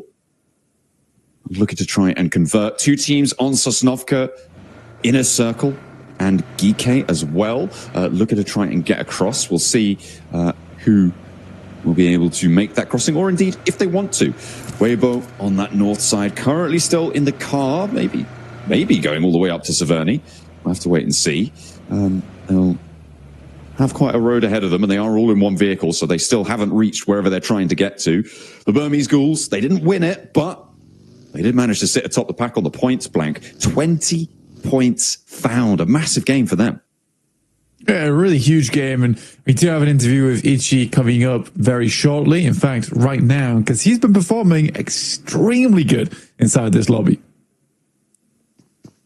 Welcome to a quick report with the 7WG. I'm joined by none other than Ichi from BG, a team that's trying to mimic exactly what Yangon Galacticos did at PMWC. Go from last chance, get to the finals, and become the champions. Now, Ichi, I do want to pick your brain a little bit, because in that Ronda match, I think we had almost 8 teams fighting in New York's factory. Your team decided not to do any hot drops. You decided to land on a 2-2 split in Hongshan. What was the reasoning behind that strategy? စာပိုင်း hot drop မှာမစင်းမဲနဲ့နှစ်ယောက် home champ မှာဆင်းသွားတဲ့ပုံမှာ strategy ပုံမှာဘယ်လိုမျိုးဘာတွေပြောချင်တယ်လဲကျွန်တော်ရဲ့ target ကတော့အဲ့လို early game fight ဖို့မဟုတ်ကျွန်တော် late game မှာ4ယောက်စပိုင်းနဲ့ကျွန်တော် KD ကိုရသလောက်ယူမယ်ရတဲ့အမှတ်ကိုရတယ်လို့ယူမယ်ကျွန်တော် plan တော့အဲ့ဒါပါပဲ Our plan is not to take a hot drop, but to survive all 4 players until the late game to get as many points as possible. Well, it definitely worked out with the amount of eliminations you were able to put up. Now, with this amazing match that you have, what kind of momentum can you carry on into Erangel? How is the team feeling? The momentum ကို Erangel ကိုဘယ်လိုမျိုးယူရမလဲအတင်းအောင်အခုချိန်ခံစားချက်ဘယ်လိုရှိလဲကျွန်တော်ဒီ Erangel ကိုတော့အရင်ကအမားတွေကိုပဲကျွန်တော်ဒီကပြင်ပြီးတော့အကောင်းဆုံးဆော့သွားမယ် momentum တော့ကျွန်တော်ဒီ momentum ကိုပဲထိန်းပြီးတော့ကျွန်တော် key point တွေယူမယ်အမှတ်တွေယူမယ်အဲ့ဒါပါပဲ We will keep this momentum and we will get as many points as possible in Erangel. Well, there you have it, Ichi from BG, wanting to be the champion slayers and continuing on to the grand finals. Back to y'all. Absolutely. Brilliant stuff. Keep that momentum going. It's always tough, though, especially with such a packed lobby, such a stacked roster of teams on the menu. But if they can do it again, if they can keep things under control like they did in that last one, brilliant stuff. They were able to move around nades like I've never seen before, Blank. It seems like they just could not connect when they're thrown towards the Burmese Ghouls. Good no. I mean, Burmese Ghouls 20 points right now. I think that aiming for a late game finish, I think works quite well in the favor of the Burmese schools. I think that they're most comfortable in that 4-man endgame, personally. Oh, Rosemary going down this early is not great. That's actually very rough for Alter Ego. Currently in second place with 18 points. Like, this is the time to continue pushing further up the tables. That felt like not even a scout down towards that position. Especially on this circle as well, you'd imagine there would be a team playing either Milter Power or Mini Milter. In this case, it's Boars, who would probably want to take one of those buildings just in case, for basically contingency's sake. So for Rosemary just to rush that compound, that feels wrong in my head. Yeah, it is definitely not ideal losing your player early on that east side. Ooh. Yeah, nasty stuff. You know where the balls are. Bad news bears all around. Rosemary not going to be happy with that one. Genji on the south side rotate close to the walls. Actually, the Falcons are getting stuck in, trying to skewer that rotation from the sidelines. Alliance as well, just a little bit ahead of this. And Genji may be happy to play up towards the bridge. The area around this east bridge flank is getting really full of teams, and they're all trying to roll it around and claim some of this land. Ralph goes down, knocked by a player from Wolves. Looks like Genji maybe pulling up short as well. Players are starting to fall. Actually, it's Falcons who lose Ralph fully. And in 3 teams rotating almost entirely exactly on top of each other. We'll see what more they can do. Narvalo goes 1-for-1 with Claws. And I imagine they're both going to try and bunker down together. I think Falcons may be closer for the res, but the question is accessibility here. Yeah, I think for Genji, it's a little bit easier to sort this fight out. And I think for the Falcons, with just Koa here now and Redux off the distance, yeah, I think this is a bit of a wash right now for the Falcons. This game is going to have to be a case of just set it and forget it. Put it behind you. Likely not to get too many more points, just trying to live out, which is exactly what Redux is going to try to do going forward. He's probably sending towards the center of the zone at the moment, or trying to.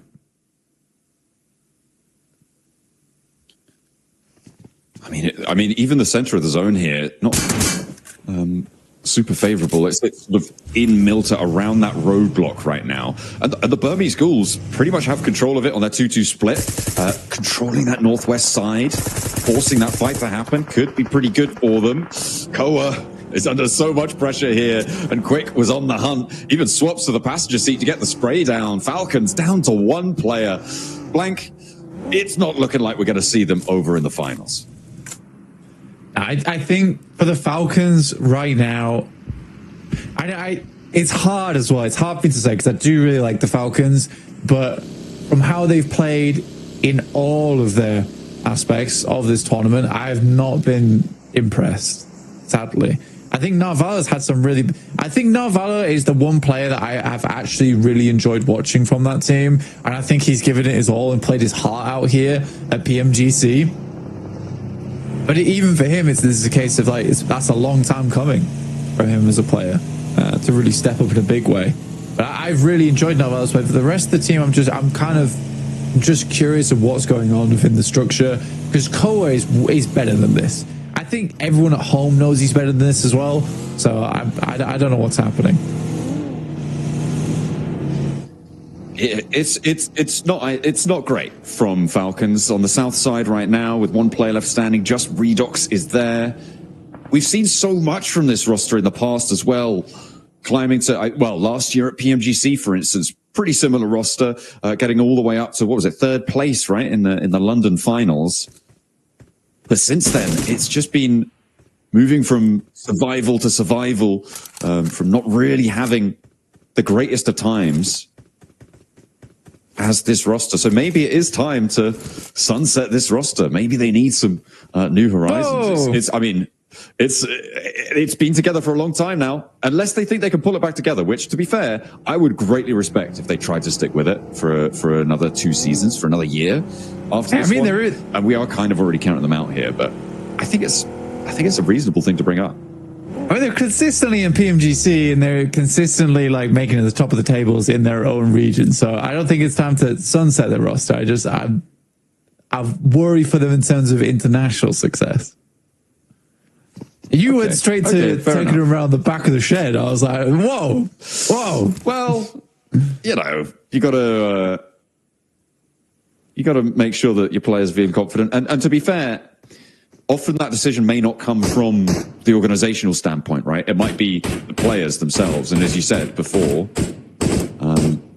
it may be that they want more international success and therefore might leave the roster, try and pursue other avenues. Of course, this is pure speculation, and I don't want to give anyone the idea that I've got inside knowledge, but that definitely is a factor in decision-making, right? If you're a player that thinks, I'm better than this roster right now, I'm being held back, you are going to look at other opportunities, and that can really start to shake the foundation of the team. Potentially. Again, then we'll see. We'll see how it goes. Sometimes Falcons do start out really terribly and able to claw it back, but that's usually clawing it back towards the third place, and third place right now will not do the trick, sadly. Alter Ego, Burmese Schools, two teams that are up towards the top. Burmese Schools not the team I expected to be in first place after the first game of the day, but what I'm pleased to see there. I think they've improved a lot as the games have gone on. Alter Ego, though, I think that they're a little bit all over the place. I think they have massive potential, though. Massive potential. But there are games where I think they're the best team that makes silly mistakes. I'll put it that way.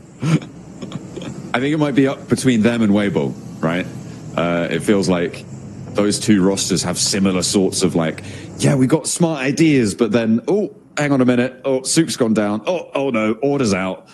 Alva's fallen. Oh, Rosemary, what have you done? It's that sort of thing that seems to crop up for them, maybe more than some of our other rosters. The circle shift goes a little bit further up north, and Weibo actually going to waste no time rotating around towards prison. Burmese Schools regroup off their 2-2 split that was across the road from the north exit of Milta. And they will need to...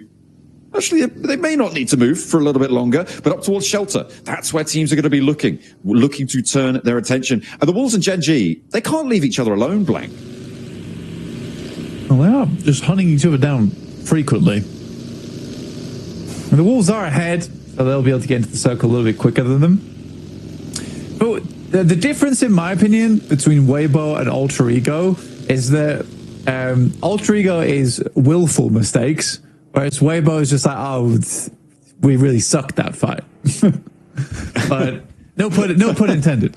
No pun intended. But I think Weibo also has this weird consistency of weird tendency to be like, oh my god, they have just annihilated that team, and that was the most insanely well set up fight I've ever watched. To then go to looking like a 10th place team versus other squads who aren't even that great either. I think that's the one thing that's annoying for me about Weibo, is that one game they can look like the best team in the world, the next they can look like a middle of the pack team. It's not what you need either. When you need a top two, they were in the contest for one of their 3 spots from their group, but not here anymore. Pause. Moving very close to Papua Supermassive, and Nico going to take a lot of fire, but his vehicle eats the majority of it, lost in the hovercraft. Will bring up the rear there. Looks like they're going to get away with it scot-free and actually leave Boars around the edge of prison, which is a tough place to be playing right now on this circle. In the meantime, we saw Genji rock up on towards Arc Red. They've taken a knock towards Arc Red. It looks like it may be unresable. The Satan jumps on in towards Hardboy. Ramses as well, getting controlled by Claws. And there is a little bit of back and forth, to be fair. Genji lose 1, but 2 is the price they'll pay. Hardboy being burnt out of the shack, but Quick is there with the backup. Coming through from Easy for Bad Boy. It is a trade. Once more, Arc Red, they will be burnt out, and they will fall down. I think there may be one more of their players alive in the midst of it, or are they all gone and taken the knee? I think they're out. I think they're done. Arcred's done and dusted in this game. Cut out on the sidelines. In a circle, playing some high ground towards the center of the circle, around where Shelter is. mostly they are just playing around the shelter openings. Prison becoming a real hot spot. Hello! Okay, what a delivery. Fair enough. Sometimes the rest of Alliance want to roll on in. A little bit delayed, a little bit asynchronous from them, but they get 3 players up to the entrance. Redox, nade! Oh, it's huge! For Falcons and Alliance just... They're gone! They're done and dusted, and Redox is a solo. He's down in the shelter. Oh, such a good push from Alliance as well. They battering rammed it, they took out loops, and only to go down like that is really depressing. That was the time we were like, yes, loop, yes, Alliance, you're so good. This is what we've been waiting for. Only to get naded by Redox on a bounce. I mean, oh dear. Anyway, that's frustrating. I like that from Alliance as well. That felt like I hope that doesn't dissuade them, because I think they need more plays like that. More aggressive plays to take position in the lobby, and they would have done fine if they just backed off slightly from that angle where the nade comes out. They were taking shots from Burmese Ghouls, but again, like I said, I hope that really doesn't dissuade them from making those plays, because that was a good play in my opinion. Well, we'll see if that's going to cost them on the nerves front, because Team Flash are making it cost for Geeky to try to rotate through this open ground. Nerzed just about getting away with it. Kevin across the way, but they are going to slam straight into the Boars and Papa Supermassive and Weibo if they continue on this road. And they can't turn around, Blame. This should be done and dusted with Geeky. I don't think they're going to get... Yeah, no, they're going to struggle. They're definitely going to struggle. Prison is way more populated than I thought it was going to be at this point in time. Geeky doesn't really have too many options to move out. Like, they ever try and push through Papa Supermassive as well as Boars, or they pass down to all the sight lines coming through from the Flash. So for Geeky, this is a matter of time. Good shots from Weibo, though. Actually stealing a lot of these from distance on the northwest side of it. No. Jeremy Schools taking 2. Oh, it's unfortunate. Gen G have been circling around. They're up to 5 elims now, Blank. They've been scrapping it out, but Alter Ego are going to chime in. They want the Burmese Ghouls in those final circles with them. They want a rematch. See if they can do it. The Boars sending the hovercraft down on the rocky face there and hopping in, hopping out. I mean, it seems to be going badly for everyone as Papa Supermassive are eliminated. But hang on a minute. No, the Boars actually stay alive as 4 players. And that might be resible. I don't think they're getting the hovercraft back, though. I think that was an invested, sunk cost. I don't think it needed to be invested. They kind of like tried to drop it on him like an anvil. Didn't do any damage. But it looked quite cool in the moment. Weibo, though, very happy that the hovercraft taken out of commission, I guess.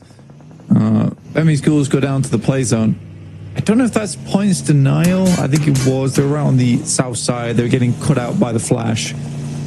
Which, at this stage of the game, I am okay with points denial. You know, it kind of feels troll in the other lobbies, but here, with only top 2, you're currently in first place, you just deny those points. I mean, I think generally point denial is a pretty solid strat. I'll touch on more of that as we watch the Boars try and make their way past over towards Weibo. As Team Flash actually kind of now crunched in behind, right? They do have the option to go a little bit further west, but that would mean pushing over towards the shelter positions for Alter Ego, for Inner Circle as well. For Team Flash, it may be a question of just marching this fight forwards, forcing the Boars to drop themselves off the cliff towards Prison. But yeah, in general, I think that overall point denial, very, very valuable strat. We've seen, I think now there was a single point difference on 3rd and 4th in Group Red, a tiebreak at 3 ways on 11th place in Group Green. Very, very close bubbles being fought, even on these 3-day sets. And single points really, really do matter. So in general, I do think that denying points in pretty much any lobby, unless you're playing out 6 or 7 days, is a good idea. Yeah, it's just annoying to me when I see a team that's in like an end game where it's a 2v4 and you deny the points there. Because there is possibility of winning that 2v4, right? And I think that even if you just get 2 elims, that's still good. That's where it annoys me. There's those situations where even like there's sometimes you get 3v4s and they deny points then. I'm like, no, just take the fight. You should just take the fight and try and win the game off that. Oh, Influence Rage, 9ZG. Influence Rage doing pretty well here on the northern side. 9ZG trying to crash in on the museum. Law gets spotted, but a big nade comes through from Lil Boy and a follow-up as well, and it takes them all down. Evaporated on the walls. 2 nades is all it takes, and 9ZG will fall. Good news for Influence Rage. They got 7 elims blank, and they're already guaranteed for their extra placement as well. There's Alter Ego now with Gen G rocking up on them. Need to hold their nerve. Remember, they lost Rosemary earlier, but it's all up to Alva now. And Gen G going to force him down into the bunker. The last player to stand, the rest is on the outside possible. Claws, now he doesn't want to wait for it, because Team Flash bearing down upon them fast as you like, into the buggy, into the backseat. But Win goes down first. There's a trade. No, not going to be flushed away. Nearly goes their way, but it will now be more players than Alva was dealing with before on the outside. Nade time? Okay. Time for Inner Circle's moving across. This seems like a kind of a crazy and wild swing from them. They do get the initial shot through. It's going very well. Okay, just Falak the casualty here. Tops now left standing behind the vehicles, looking for more. Falak not going to be flushed out just yet. Bows on the high ground. Win gets the heal off, so now a 2v2 on this small engagement, on this skirmish. Noki wins the first. Win now the last to deal with. He's out in the smoke. He's got the pump action. On this south side, they're not in the zone, and they need to keep moving. One flush found towards Inner Circle, and T24 will spot it, but he goes down to it. Win wants to challenge, and it's Noki to stand, goes for the spray, and it's Team Flash to fall. The rollout works out well for Inner Circle. Oh my God, what a swing from Inner Circle. Did not expect that. Weibo's still going strong. They held out towards prison. They got 6 elims off the back of that. But for Inner Circle, that gave me a heart attack. Like, it's not, definitely not the most necessary of pushes, but if you want points, you're here fighting and you're confident to take it, just take that fight. It clears out so much space. Influence Rage, though, nice. Reach out from them. They send Law slightly down. They scout out what's going down on that south side. But yeah, for Inner Circle, I don't think it was necessary to do. But in terms of points and just securing the southern portion of the circle, fair enough. Do it.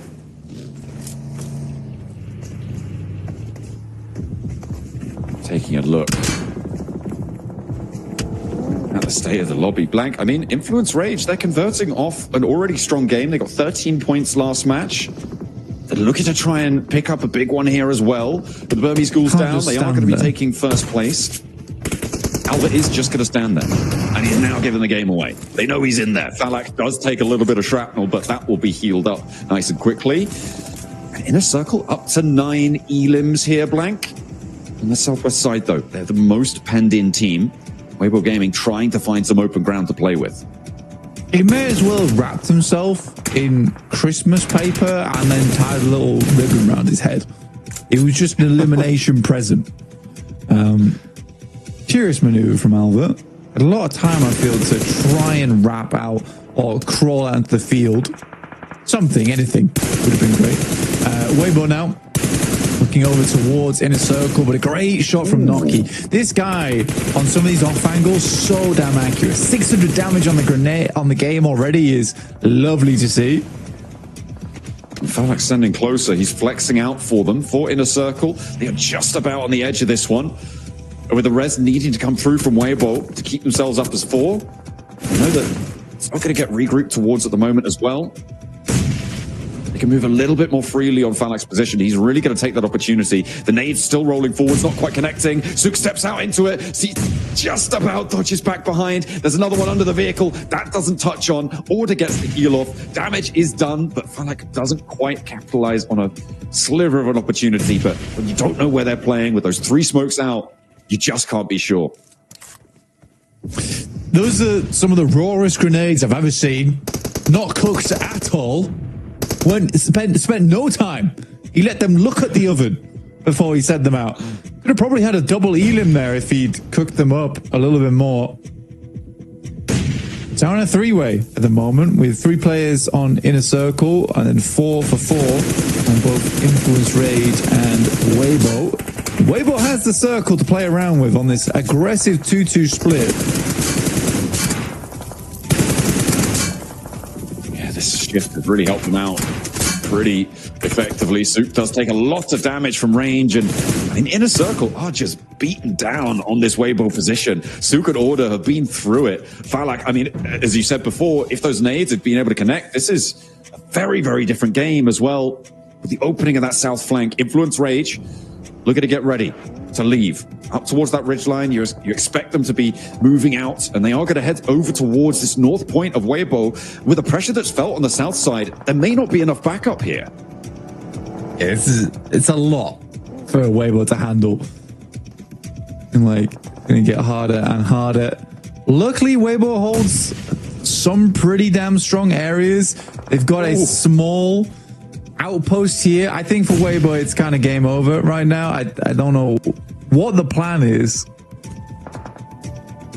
Like, why sit here if you have no nades to defend with? It's okay, there we go. Order's getting one back out. I think they were just on chain healing each other right there. And the nades now from T24's pocket going to start to chime on in. Probably starting to run a little bit dry. An immediate 1-2 punch. Noki and Falak very, very quickly going down. Influence Rage going to mount their offensive now onto Hero and 33Z. Attention may need to be drawn away, which might give IC some time to get the reses. Diego sprayed 1-for-1. Order is down in the process as well as Influence Rage taking the north side. 33Z trying to charge on in. Back up to the rest of the roster. Goes for it. The double rundown stopped by the buggy, and he falls to the spray. Falak can now get back to his feet. Order, you need to be putting attention over towards that south flank as Influence Rage are moving through. But no, they take the time. They take out Inner Circle, who have done a lot this game, but Influence Rage looking to run riot. Take that top spot on the tables. The passenger seat burnt out though, but it will not matter. A big sweep around, and it's Influence Rage to take the chicken dinner here, Blank. Weibo just could not stand the crunch. I'd say it's a messy game. It's a really messy game from Weibo. I get that they want to wait for Inner Circle to be a little bit closer, forced in by the blue before he starts sending nades, but they just were sitting ducks with Order and Sook there. I like the play from 33Z where he sends away, he leaves Hero behind, so Influence Rage looks to chase. I think Hero gets impatient though and takes the shots a little bit too early, at which point Influence Rage just instantly turn around and put him down, which was pretty damn good play from them though, to be fair. A lot of solid plays in that one. Some questionable. Alliance, you liked their roll up towards the bunker. You liked that Inner Circle roll up towards that same bunker as well, as they were able to clear out that side of the map, get a lot of points for their trouble. But Influence Rage converting off a 13-point gain into a chicken dinner on our first Aaron and Girl is brilliant.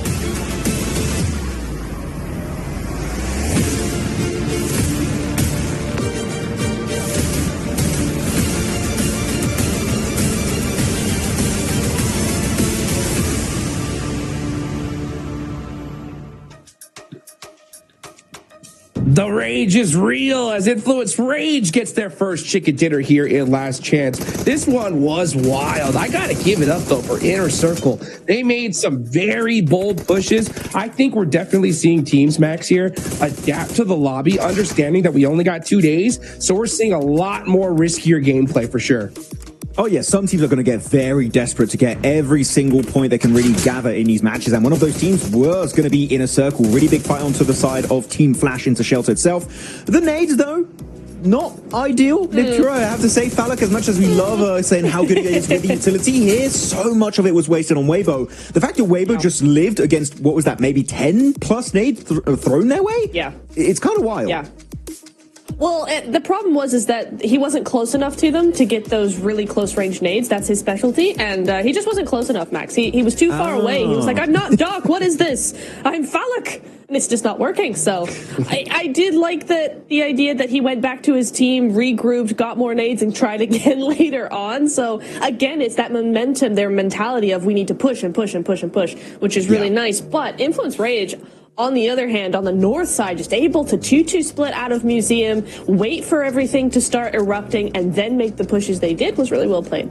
great timing from Influence Rage, really. The way they just rock up onto Weibo while they're split and while Inner Circle were also committing to their fight versus the two players of Weibo was perfectly executed. I do have to agree, though, with Blank, there was definitely one player there that shot a little bit too soon. I believe it was Hero for WBG that I think he waits maybe 5-10 more seconds and really puts Influence Rage in that sense of false safety. They maybe get 2 knocks and then it completely turned the tides of that fight versus Influence Rage. Luckily enough for Influence Rage, that did not end up being the case, and they do wrap up a Brazilian chicken dinner here in Last Chance, which is always a great thing to see happen. Max, Jukes. Yes. Do we see Little Boy right now? 6 eliminations, 27 damage taken. Hey, Museum does that for you. Yeah. I'm not too shocked. Actually, looking at 90 Globin's push, Niptra, we had a bit of a back and forth during this game. I'm fully against crashing Museum on the walls because it's so nadeable. And you know what? Influence Rage, they just chuck, 3-4 nades, squad wipe. Like, it's 90 Globin. Yep. If you want to crash Museum, that was definitely not the way to do it. I don't think we've seen a Museum wall crash work out so far here in the PMGC. It's just one of those positions that all these teams just know all too well how to defend against. This one was a really crazy start, though, off the rip, right? We saw some great fights ring out. One thing in particular, though, was this player right here, right? Loops versus Alliance. And you can tell the frustration because Redox down from below with that nade was just too clutch, Max. Yeah, I mean, I would be disappointed, too. I was like, we didn't even know he was there. Maybe they saw him, like, we thought he was a teammate. We thought he was on our squad, but no, it was Redox from the Falcons that are just... I keep saying this, the issue with Falcons is losing players early game. It just keeps happening, and you don't have a recall tower on a wrangle. Not yet. Maybe in the future, if they add it, maybe you could do these strats, but as of right now, it is not viable. As now, the crash onto Alva, I was a bit scared, Niptura. I thought they were going to do the mistake and give up maybe 1 or 2 players to Alva for free, but no, they peek it correctly, they get the high ground, good play from Inner Circle. Yeah, some really good stuff. There you go. Little Boy able to take out that really big danger player from Weibo and get that win in the end. It was a messy fight in the very end, but they did clutch it out in the meantime. We look over to our rotations, and it was a weird circle, Max. There was a lot of really, I feel like it's a compact area of the zone, so a lot of these teams are going to struggle for that position. But we see a lot of rotations coming through here, and it's a Weibo on the north side, Inner Circle on the south side, Max. There's a lot going on. I mean, I want us to all pay attention to Weibo in particular. So they're playing Lumberyard Mountain, northeast of Mill to Power. Here, I was thinking maybe they'd go Prison High Ground, but they knew there were so many teams that were going to wide rotate east of them. So they just, okay, let's go a little bit deep in the circle, wait for the fight to happen between Boars. There was also the side of, there's another squad over there. I forgot the name of it was, but there were 2 squads fighting to the eastern edge. And the fact of moving ahead of them allows them to easily not only just third party them, but also get a really good anchor point in the circle itself. So playing that Harry Potter Tower west of Prison was a very smart play from Weibo. Sure, they don't win the game, but that play alone easily secures them a top 3 podium finish in this match. Yeah, it really does. And I also really liked the 2-2 split. I'm surprised they were able to hold on to that 2-2 split for so long, right? But it really helped them maintain some balance in the zone itself. So GG's over that way. Big points on the board. You can see right here, Influence Rage picking up 20, Weibo getting 15. They so desperately needed, especially after having a rough Rondo match. We got 2 more Aaron Gales left today, Max, man. And yeah, I mean, it's so crazy because the hype from that Rondo was just ridiculous, right? Just so much aggression. I think we're going to start seeing a little bit more of that, especially in this next Aaron Gale, because teams are going to start falling behind already. I mean, this is only 2 days. Right? You really can't afford a bad game. Yeah, really. You can't afford to have too many bad matches. I mean, some teams just had a bad game after a really good Rondo. I'm looking at Burmese Ghouls in particular, right? They had a great Rondo. This 1-point game kind of going to be negated by that initial first strong match. Same for Papara's Supermassive Blaze, right? Able to get himself such a banging first performance with double-digit elims.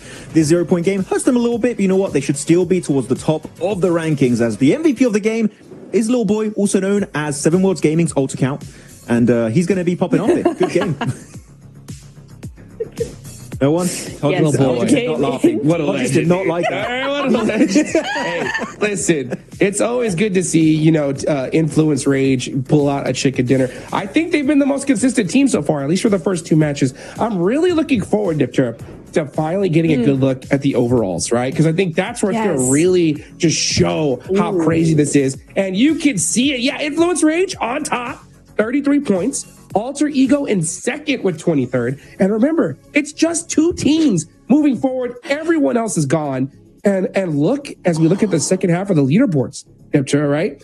Look how far behind squads are already from that top 2 position. Wow.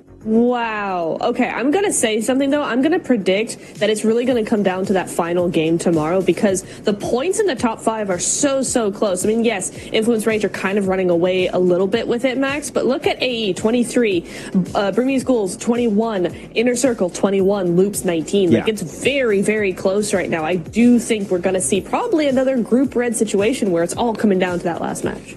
Hey, even if you're 90 Globant, you pull a DRX Miramar win, you're in top 2. I'm just, technically it is possible, right? It is in reach of making it up into the top 2 of last chance stage. Looking at the top 4 players though of this game, Sook is up there, 33Z. Actually, I really want to highlight 33Z. I know we harp on about order typically. We talk a lot, especially about Sook. But man, 33Z, those sprays onto the eastern side next to Shelter Prison was so pinpoint accurate. So I'm loving to see 33Z really just shining in this lobby for the side of Weibo. And same for Noki, that, hey, you know what? A little bit of a repeat from PMWC. He stepped up to the plate, redeemed literally the entirety of this game for Inner Circle. It's so good to see these solos just getting these big pop-off moments, right, Niptra, and just pretty much saving the day for their respective squads. I mean, Naki really was the glue that held the team together when they pushed Flash, right? Because he was down like 2 HP. He was able to get, I think, pretty much a full reset, at least back up to a 3-man, right? Off of the back of that push with Team Flash. So he was able to really just clutch it up for his team. We've seen him do it before. He did it again, and I look forward to the next game where he's going to do it one more time. Dan, by the way, 33Z, that drive towards the end, Max, man, I thought he had that double run over in the bag, but it was just that the wheel from that buggy, the MVP, right? Just stiff arming him right there at the last second, and Inner Circle survive a little bit longer there. But, you know, a great first couple of matches. We're going into match number 3, okay? It's still too early, I think, to start calling like any kind of wild strategies. I think at this point, you still kind of play your game. The thing is, though, like, let's just theorycraft here. If Influence Rage, let's say they win this next one, right? How bad do you think that's going to disrupt the rest of the lobby? Well, I don't think it's going to disrupt much. I think teams are still going to just play their own game until at least day 2. Day 1 is just kind of setting the pace and setting up the storylines for day 2. So I think that we're not going to see big changes today, I'm expecting, Niptura. What do you think? I think that if there's a team in particular, maybe in the Miramars, that feels like they have a chance to maybe mess up some rotations or something like that, they may try to do that a little early. So we may see something happen in the Miramars, I think, earlier or later today. But I think earlier than that, no, we're not going to see much other than just teams playing their own game and just doing their own thing. Yeah, I think you got to go for those chickens. Yeah, Ratto Boy, man. I wanted to see him make that play there. Unfortunately, it didn't happen. But you know what? I mean, it's so crazy to think about, right? Because it's just, this is it, guys. This is the last chance, right? 14 teams are going home. So I think if you start seeing a squad run away with it, if you happen to realize like, oh, I'm fighting this team, I think you really got to go after them and try to take them out and stop them at all costs. I mean, we are noticing a difference in strategy, I think, for sure, especially from the last group Red. The aggression is really high. We saw Inner Circle making some pushes that even Blank was kind of like, I don't know about that push, but I just think it's because of this last chance. They're like, you know what? We got to get eliminations. We got to risk it here.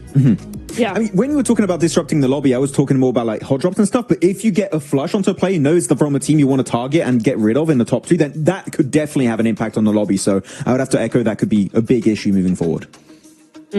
Yeah, I agree. It's got to be something drastic, though, to really knock them off of their momentum. I want to just shout out as well very quickly is a lot of, we were talking about how different it is, particularly from Group Red, right? The sort of the mentality coming in here. It's much more aggressive, much more risk taking, which I love to see. And I think Inner Circle have really stepped up to the plate. They're coming in with a bang. I think Team Flash in particular, I know I keep going on about them, but their first time to PMGC and they're playing like this, like coming into Last Chance, you would expect that that, you know, there'd be a lot of pressure. You know, they're not feeling so good because they nearly missed out, or they did miss out by just a couple of points, and they're like, oh, there's only 2 spots left. No, in this game, they were sweeping the south side. They were moving in. They weren't getting tunnel vision. They were third partying and then regrouping, and they seemed very, very mobile as a team. So I would love to see all the teams behave like Flash is, because they are doing so well with their mentality in this stage. Yeah, it's so good to see a team like Team Flash again, like first time at PMGC, being able to actually get involved in these fights, in this conversation, trying to do something. They're desperate compared to teams. Hodrix do a play passive, but Team Flash, they're not like any other team out there. They're a team that is desperate to be in the top 2, and maybe they're going to try and reach it in this third match of the day. Let's see if they can. Here we go. A second match of Eric Gale. Let's get this started. Max and Blank, what do you think is going to happen in this match? Military circle?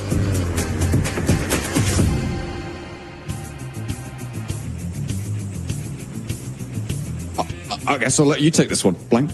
Max's opinion matters. Yours matters. Yeah, Max and Blank. John, no. you just don't matter here, man. I'm so sorry. So sorry to say it. It's the darn truth. It's the darn truth. I apologize. Just the way things happen. We do have a horizontal playing path here. Very comfortable, actually, for most teams. So overall, so far, the circles and the playing paths, at least, have been fairly forgiving for most teams. I think Hot Juice is right, though, in terms of in a circle. Yeah, the pushes are like, they're questionable. Real questionable pushes, but I think if they want to push more points, then yeah, they have to do it. I'm just about recovered. Right, let's get stuck in. Playing path on that north side. Genji on board with them right now. See if they can keep going. They were pretty aggressive. They were pretty mobile in that last match. Didn't get a huge number of points, but a decent result nonetheless. Heading on down towards Quarry, down towards Primorsk on that western side. No other hot drops really popping out to me right now. Potential for 9ZG Papa Supermassive to potentially clash, but the circle up towards Stalber here. It's a long shift away from many of the places we have been heading over towards on the map so far. And up towards Stalber's very different change of pace for a lot of our squads. Around Yaz as well. So for the Flash, nice start for them.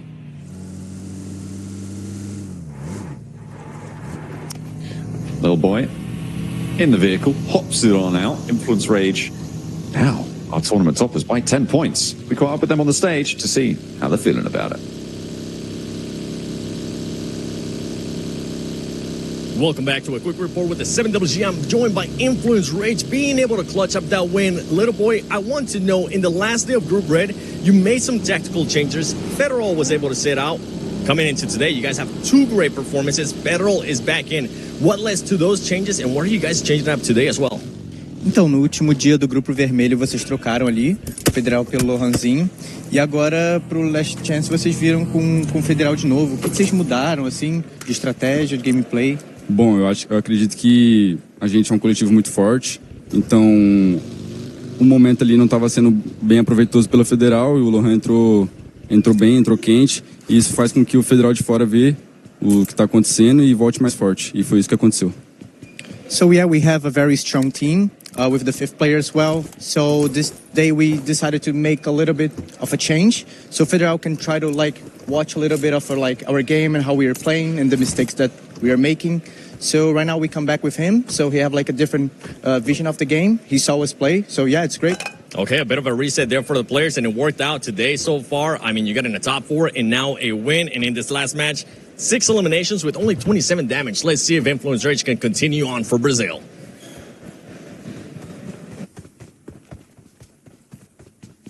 We'll see if they're able to join Alpha 7 over in those finals as well. Because right now, in first place, they would get one of those 2 spots. But there is still plenty more distance on the track left to run. It's an interesting one. I think that's probably the best usage of a 5th player I've seen in quite a while, where it's not a case of, hey man, we we just don't like you. It's more of a case of, right, you're probably not finding as much success right now. Let's go Lorizin in. Lorizin did quite well. And then you come to Last Chance. And it's a case of, well, you've got a new perspective on our game. It is very different to playing and then watching. Like, you have an outside perspective on what they've done, why they've done it. You know, like the internal team mechanics as well. So it's good to have Federal come back in and basically be like, maybe we shouldn't do that, because what I saw wasn't so great. So yeah, getting a fresh set of eyes on it coming into Last Chances, it's a great use of a sub. Yeah, brilliant insight into some mechanics of the swaps coming on in. Good to see. On the east side, getting a little replay of Boars taking out one of Papa Supermassive in the meantime. This was earlier on. But this circle pushing teams up towards Yasnaya, towards Stalba. See that west side of Yas Fields being fought over a little bit by Arc Red and Burmese Ghouls. In a circle, though, they're not worried about this circle. They're just like, well, we're just going to loot. We're just going to loot for a little bit longer, guys. I think we need to. I think we need some more time down on Millie base. They'll have to get across at some point, though. Head up towards the north side loops, making their way across right now on our screen, just to the north of the river over Roshok. And we'll be passing through that west side of the circle, potentially coming into conflict with Weibo, depending on when they pull up, because this lake is kind of a big factor in this one. Those river crossings are going to be pretty tricky.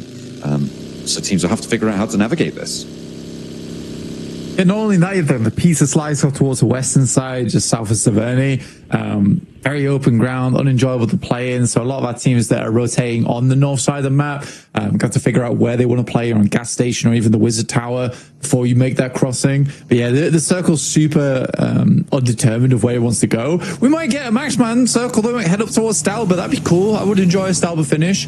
I don't think we've seen a Stalba finish in a long time. They're kind of even rarer than Millie base finishes, to be honest.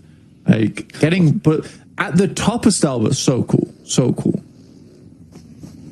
Until it goes right to the edge and there's like no safe ground, right? There's a lot of open flatness up there that it can finally finish on. But yeah, certainly in this tournament, it's rarer to see Stalba than to see Sosnovka. We've had, I think, much more than our fair share of military island circles this tournament, which has been great fun to watch, but our teams maybe not as happy about it. Yeah, I would say so. I think it's a tough area to finish multiple times. I've said it before. It's some of it is drop spot based, some of it is luck based. If you can get vehicles in time, if a team decides not to drop, there's so many variables on Sosnovka, which makes it hard. We have seen multiple teams effectively get strong points on Sosnovka multiple times, so it's not impossible to do. It's just you have to be good at the game. And I mean, Rectum Kaya was that one team that was able to do it multiple times, and even then, there was so many factors that went into their gameplay that made that possible.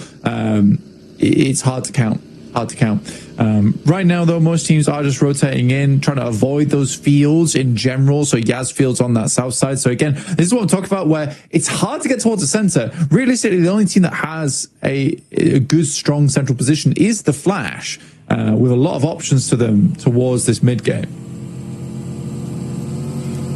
Team Flash looking to keep those options alive. It seems like nobody joined them in Yasnaya just yet, and probably not going to see that until maybe the next stage, depending on where we end up shifting. A split for Alliance. They are still on their rotate, I think, all things considered, from that south side. So they're slowly pushing north, and losing a player that will take the wind out your sails, and maybe won't see those pushes that you wanted to see from them again, Blank, this time around.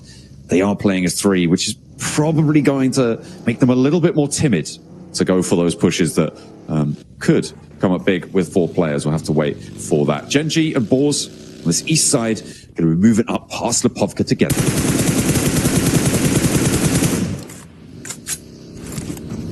Oh my god! Okay, it actually might be a Stalba finish. Lovely. Wait, what?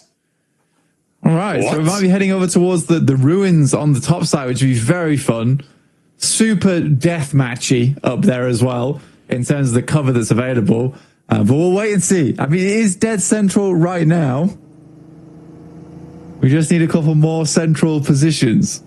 I mean, it couldn't be more central than this. It looks like Alter Ego are up there first. Loops are trying to get the other corner of it. Nobody else quite quick enough. Maybe Weibo could poke their noses in. Falcons, who are very split right now. Narvalo is almost on top of Stalber, and Redox is just around, just north of Shelter, where we finished our last circle. That's a split of about 3 kilometers, Blank. They are very, very far away from each other, and that regroup will be in dribs and drabs at best. The teams are clambering their way on up. We'll see just what they can find.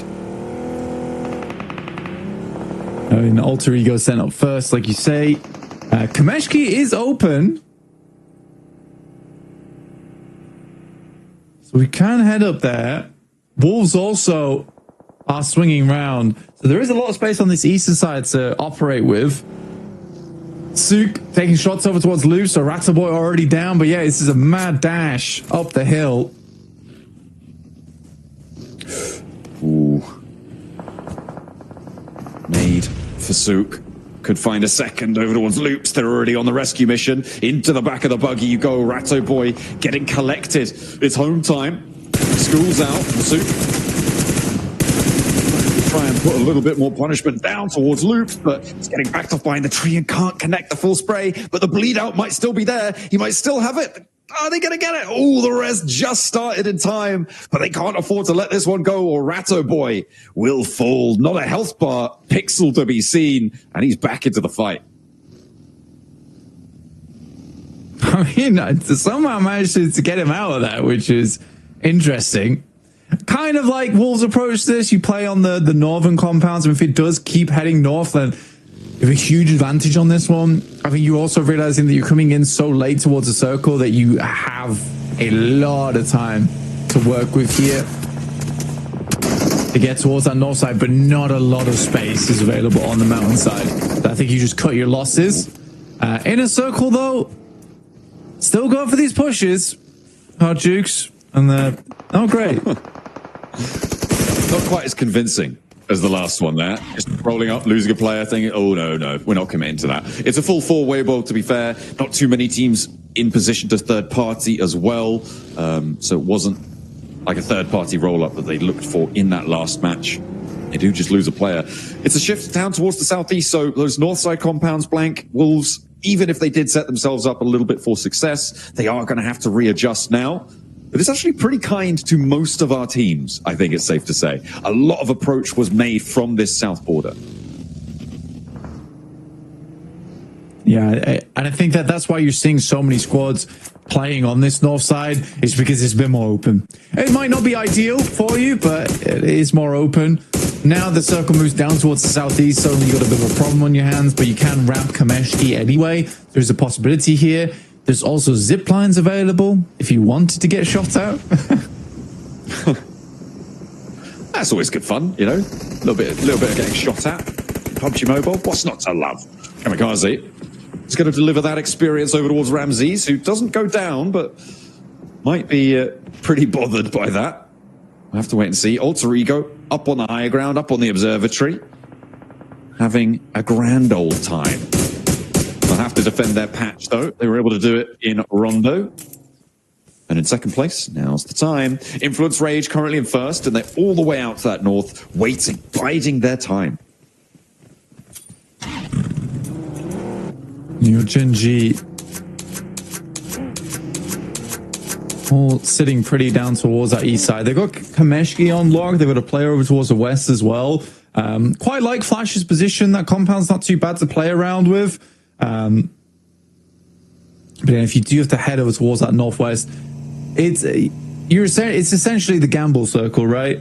You're rolling dices on this one and hoping that you're not heading over towards the top side of the mountain. Because if you are, like, life gets very hard for quite a few of our teams. Influence Influence Rage hunting down GK. Federal first on the roll up, looking to come in with a fresh pair of eyes, fresh fingers on the trigger, but not connecting on the first challenge. Looks for more. He's doing a lot against Ragnarok, who has to go for a weapon swap and will find it. Knocked in response. Law now needs to hop into action. Kevin wants the flush, but he will be denied. Diego and Law charging forwards, putting the pressure on towards the backline to GK. There's a nade cooked, and it finds Diego. It finds Law. A double nade from Nerza to keep them alive, but there's a trade. Where are these shots coming from? It could be Inner Circle. It could be anyone. And Lil Boy now on a desperate rescue mission. Will Inner Circle allow it to go through their way, or will Influence Rage be drawn short? One flush already through. Yeah, PUBG Massive basically just siphoning a lot of points off the back of that one. And that's from the top of the hill. This top of Stalbus. So some really long shots coming through there from Paprasuv Massive. They were in, apparently, Influence Rage were in their good graces. They didn't get shot at all. Ooh. Okay, well, I don't think they're going to be too long in their good graces. The shift south is going to mean they will be direct competitors on that northern border. Papa Supermassive taking a knock from Alter Ego. Actually, now they're down to 2 players and maybe look at a third party out. No, they're just going to move on in and see what they can find. This is great. I mean, Weibo immediately move. Look at that, straight up and central. Falcons as well with a pretty decent spot. Yeah, the Falcons, they're in an okay position. They need a really big game here, though, and this is a good setup for it. But like I said, it has to be a ginormous game. They need to get 20 points at least on this match to really catch up, I'd say. Because we're almost already 25% the way through the last chance. Like, it's going by quick. It's going by very, very fast. Yeah, it's a very, very short form tournament with 12 matches to play as well. That variability really come in to bite you. So opportunities like this, they're pure gold dust, and if the Falcons can't convert here, I mean, we talked pretty harshly about them. Certainly, I think I probably talked more harshly about them than you did, but we were criticizing them quite a lot during the games earlier. And if they can't do it here, then I think we'll be definitely vindicated. If they can, then maybe we'll have to reconsider our approach to them. But it is, again, just the one game out of 12. They do need more to prove it. Influence Rage with a drive-by over towards Inner Circle. They're re-engaging the fight, and they're just slamming those vehicles. A complete side blinder there as he charges over the top with a vehicle. One goes low, one goes high. There's no chance. He's sent a spinning. What I will say is it's very Brazilian gameplay. It's so aggressive. But they can pull it off, which is the main thing. And they keep pulling it off here because Hardboy finds the shot of the Lil Boy. And now, with 2 players left, Influence Rage, they've got 6 ceilings. They're almost up to 40 points blank. So, I don't know, no matter what, great start to their last chance stage. And they will be able to repair themselves and give it a good go. Moving in from the north side, though, will be fraught with danger. Plenty of teams in their way. Genji and Boars as well as Arcred, who have been giving them a tough time for the time being. Teams crunching in. No one really convincing just yet, but this southeast side might change that. Nine-Side Globan actually have to deal now with the Wolves. Baton takes a big hit, and Coops is also really low. So it's 2 players up here. On Nine-Side Globan, they really get Reyes back on his feet immediately. Not immediately. Coligo now. I wonder how many players are still left on Wolves' side. I see quite a few roaming around. So there is that res possible too. Yeah, there is all 4 of them right now, but you're right. Baton actually might be getting Doran back up here. So they are playing as 4. Nines Globan with 2 on the inside. You've got Arc Red as well. On this east, they love these third parties. Are they going to get stuck in here? Because you've also got the Burmese schools on the south edge. The fight continues to pop off. Doran's immediately re-knocked. And Arc Red do start to lay down the ordnance onto the inside. The Wolves struggling to get rid of the remnants here of 9ZG. And under duress, Coops moves towards the back. The Wolves still just looking for these reses. They're playing this really slow, and Arcred is slowly extracting pints of blood from it. Yeah, I kind of hope that Wolves would have just popped a nade in that small room at this point, or a molly, anything really. I don't think that's the hardest position to clear out. Wolves are making it look very, very tough. I think they are out of Utah, which is the big issue. But to be honest with you, the rotation that Wolves made, I quite enjoyed it. The fact they were able to swing round Kameshki and then take this fight with 9ZG. Already the start of the fight went fairly well. Alcred's dead to outside forces, finally. There's the nade. Perfect. But yeah, for Wolves, pretty successful, honestly. Yeah, they maybe took a little bit longer about it than they could do, but they will find success in the end and move from there. Meanwhile, Team Flash, Loops, both having a tough time moving from that west side of Stalba. The transition has been shocking.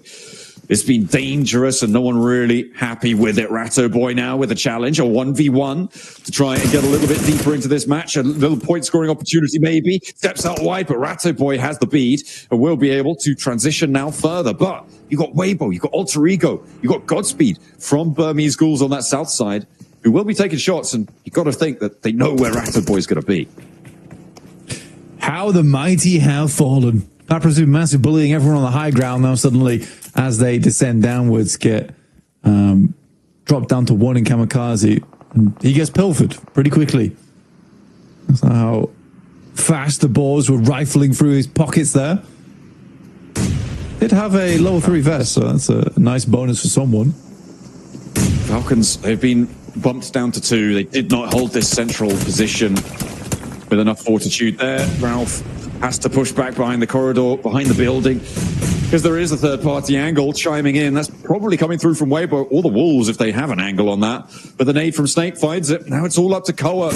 Alter Ego descending successfully. The nade around does land onto Krypton. But Koa is not done just yet. A 2v1 on the inside. Rosemary looking for the angle through the window, but has to run down as well. Charging through. The Falcons will fall. They'll be able to pick Krypton back up. Yeah, smoke aside. And that is, again, a blot on the Falcons' record. But 7 elims right now for Alter Ego. It's a good game. They had that strong start over on Rondo. Now looking to continue that through here. Weibo have consistently been towards these end games, but still only in 7th place, right? Going down a little bit earlier than they might have liked. Alliance attempt to move forward, but Alter Ego's got some great angles on the lobby at the moment, playing on this northwest side. And they're taking advantage of it as well, which is nice to see. Yeah, there's one thing having them available. It is that little bit extra, of course, as you say, to take advantage, to start to utilize them. The circle goes up and keeps the roadside ridgeline in. The Boars maybe look at a transition. Wolves will compete for it as well if they head up north. And yeah, looks like the Wolves are going to be a little bit faster than the Boars on this approach. Meanwhile, Weibo suffering against the duo hold coming through for the Burmese Ghouls, who are in 3rd place right now with 4 elims and may be able to rack up a couple more if they can spot Wolves on the run out. And for the Wolves, that there is like this nice angle on the eastern edge where they can kind of play around and cut sight lines off from some of our teams over on the western side. It just depends how they want to clear. 'Cause I think if you're the Wolves, you'd love to get rid of the Boars, but that is a tough team to get rid of on that northern side. See how they do approach it. And I think they absolutely know the Wolves are down here on the south. Basically, Wolves need an opener. Need a knock over towards Boars, and then they can start to push through. Trying to get Igor up front, though, at the moment. Coops is distracting. And it is really competing for that cliffside right now that you saw before. The Boars and the Wolves both in the middle, but the Boars being in the circle already can just wait this one out, try and choke it to play that position. Alter Ego, they've been slowly making their way down the mountain, very successfully, has to be said, with 8 elims. This is much, much stronger of a showing than on their Rondo, where they were so quiet. Not that they needed to be loud. And they were a little bit quiet until the very late game. They've definitely been more involved here, doing all right. Weibo looking for Godspeed. But the Burmese Ghouls, I mean, they love dodging these nades, and it feels like they don't actually know where Godspeed's playing. No, they're just sending stuff through. An Order, unfortunately, feels the brunt of it. Will immediately be taken out, leaving just Sook left remaining for the squad. A sad DBS in hand. Because no bow and arrow. Oh. I didn't even know DBSs could be sad, but there you go. A sad tale for Sook. Weibo Gaming, 2 elims, 6th place. That wouldn't be enough, would it? Not going to be happy. Burmese School's dodging the spray from Rosemary. I mean, these guys really are ethereal sometimes. They are doing work, or starting to move up to that ridgeline, but maybe a little bit too bold with it. Igor actually moving in, and Boars now kind of backed up to it. Wolves slowly making their ways out. And I think for the Boars, they're taking their time here. I think the Boars could have maybe flexed out over on that north side, potentially over towards the Alliance, but the Boars have been so concerned with the Wolves so long. Realistically, not been able to get too much done there. Alliance, though, good shots over towards Rosemary. Again, it's these greedy angles towards the end game. Mostly from Rosemary. I mean, he's gone down first in every single one of their matches so far. I mean, all 2 of their matches so far. Maybe making it a 3-peat. We'll have to wait and see. The circle does give Alter Ego some time. Alliance also some time to play around with as the Wolves really now firmly control this road loop. But the Boars will have good angles on towards it, so smokes maybe need to expand it by the Wolves to keep this position under control, force the Boars to move before they do. Right. See how the Boars go about this. Snowix looking to try and move further down. They did get Havlik up over towards the position from the Wolves, who is closer to nade range now. And you can see Doran here pulled the pin on a grenade early. Just looking for this initial blast. That opener would be so huge, and the standoff on the east side has really stagnated things. Burmese Schools try and crawl in on the west. Now the Wolves, with the smokes fading on the ridgeline for the Boars, will have to go for this full face. Igor needs the protection of the vehicle. It's up in smoke, but will still stop the bullets. But the Boars not peaking this. Sook will finally go down, and that is Burmese Schools to stay up and into a 5th place. For them, challenge towards the top spots. This is great. Yatka actually spotting Alva before darting across is pretty huge stuff. Getting a lot of damage in, forcing Alva to go for that heal, allowing him to cross the open ground.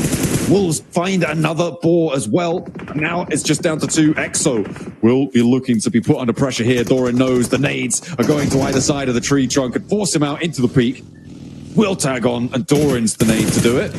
Now with just Cause left standing, and we'll turn their attention that way. The flush comes on through, and that is the Boars. Done and dusted. 4 teams remain. There's a very different Wolves as well. I mean, this is when I feel like the Wolves do their best, which is when it's slow and steady. A lot of times when Wolves are doing badly, it's when they start making these wild approaches to the game, unnecessary maneuvers, etc. I think that for the Wolves, if they just slowly play out their match, they think about what they want to get done next, they are inevitable in that sense. It's when they start getting a little bit too careless, that's when they lose players. And I think that the Igor on this off angle, he's so important to the team, but the amount of times he goes down on that off angle without finding any value is really bad. But that kind of sums up the team in general. 4 players alive for Wolves, 4 players alive for Alter Ego. Alter Ego on 11 eliminations already, blank. They have been trucking from that high ground. They moved to the top of Stalba first, and they have been rolling down like an avalanche. Will anyone be able to withstand it? 2 players from Alliance have been surviving for a long, long time, but they have no elims right now. They got some decent shots. They did change the pace of a couple of these fights, but no points, 3rd place. I mean, it's fine, but you're not aiming for the middle of the tables at this stage.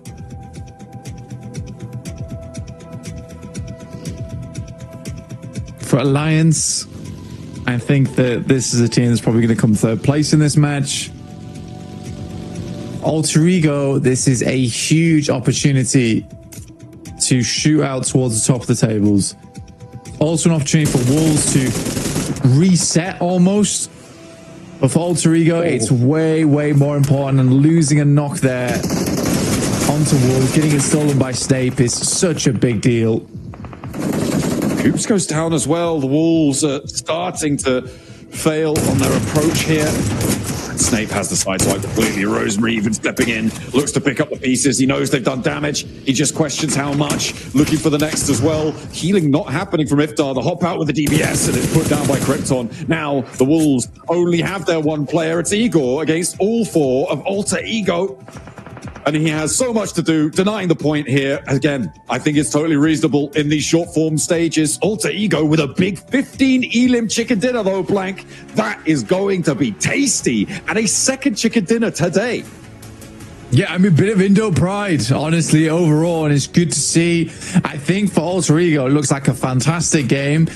Slow and steady, and they just waited for Wolves to make that mistake, which they absolutely did. They just could not make that push up against Alliance. I think they had to play that game a little bit slower or go on the offensive over towards Alter Ego, because I don't think Alliance would have taken too many shots if that was the case. For Alliance, though, 15 elims, a 25-point game. That is so good for them in terms of getting up towards that top two. Absolutely. They are very, very happy with that one. A little bit of a questioner over towards their Rondo. They were able to convert that, but here they really showed their true nature, and they are furious, ready for the fight.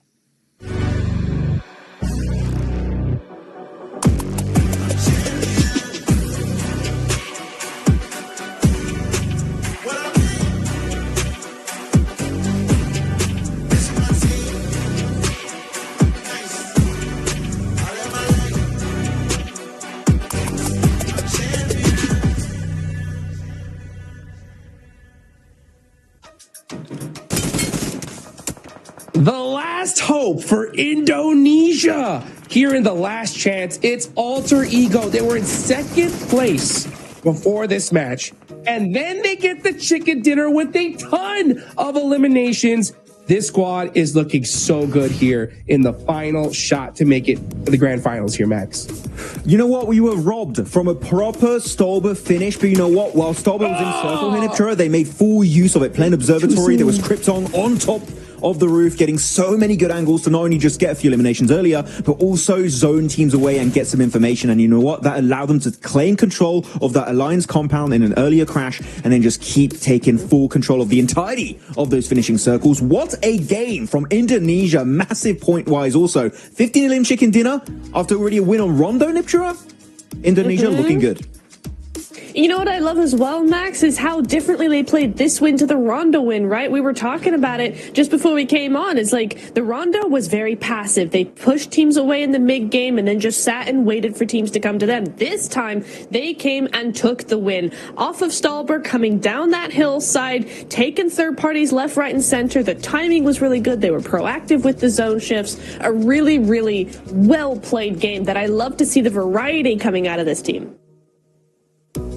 Oh man, this is heating up big time. Look at these stats, guys. 5 eliminations from Krypton, 5 from Snape, 3 from Rosemary, and this is just ridiculous, especially at this stage. I mean, they're gonna look to almost break the 50-point mark here, Max, in just 3 games. At a certain point, like teams, if you see Alter Ego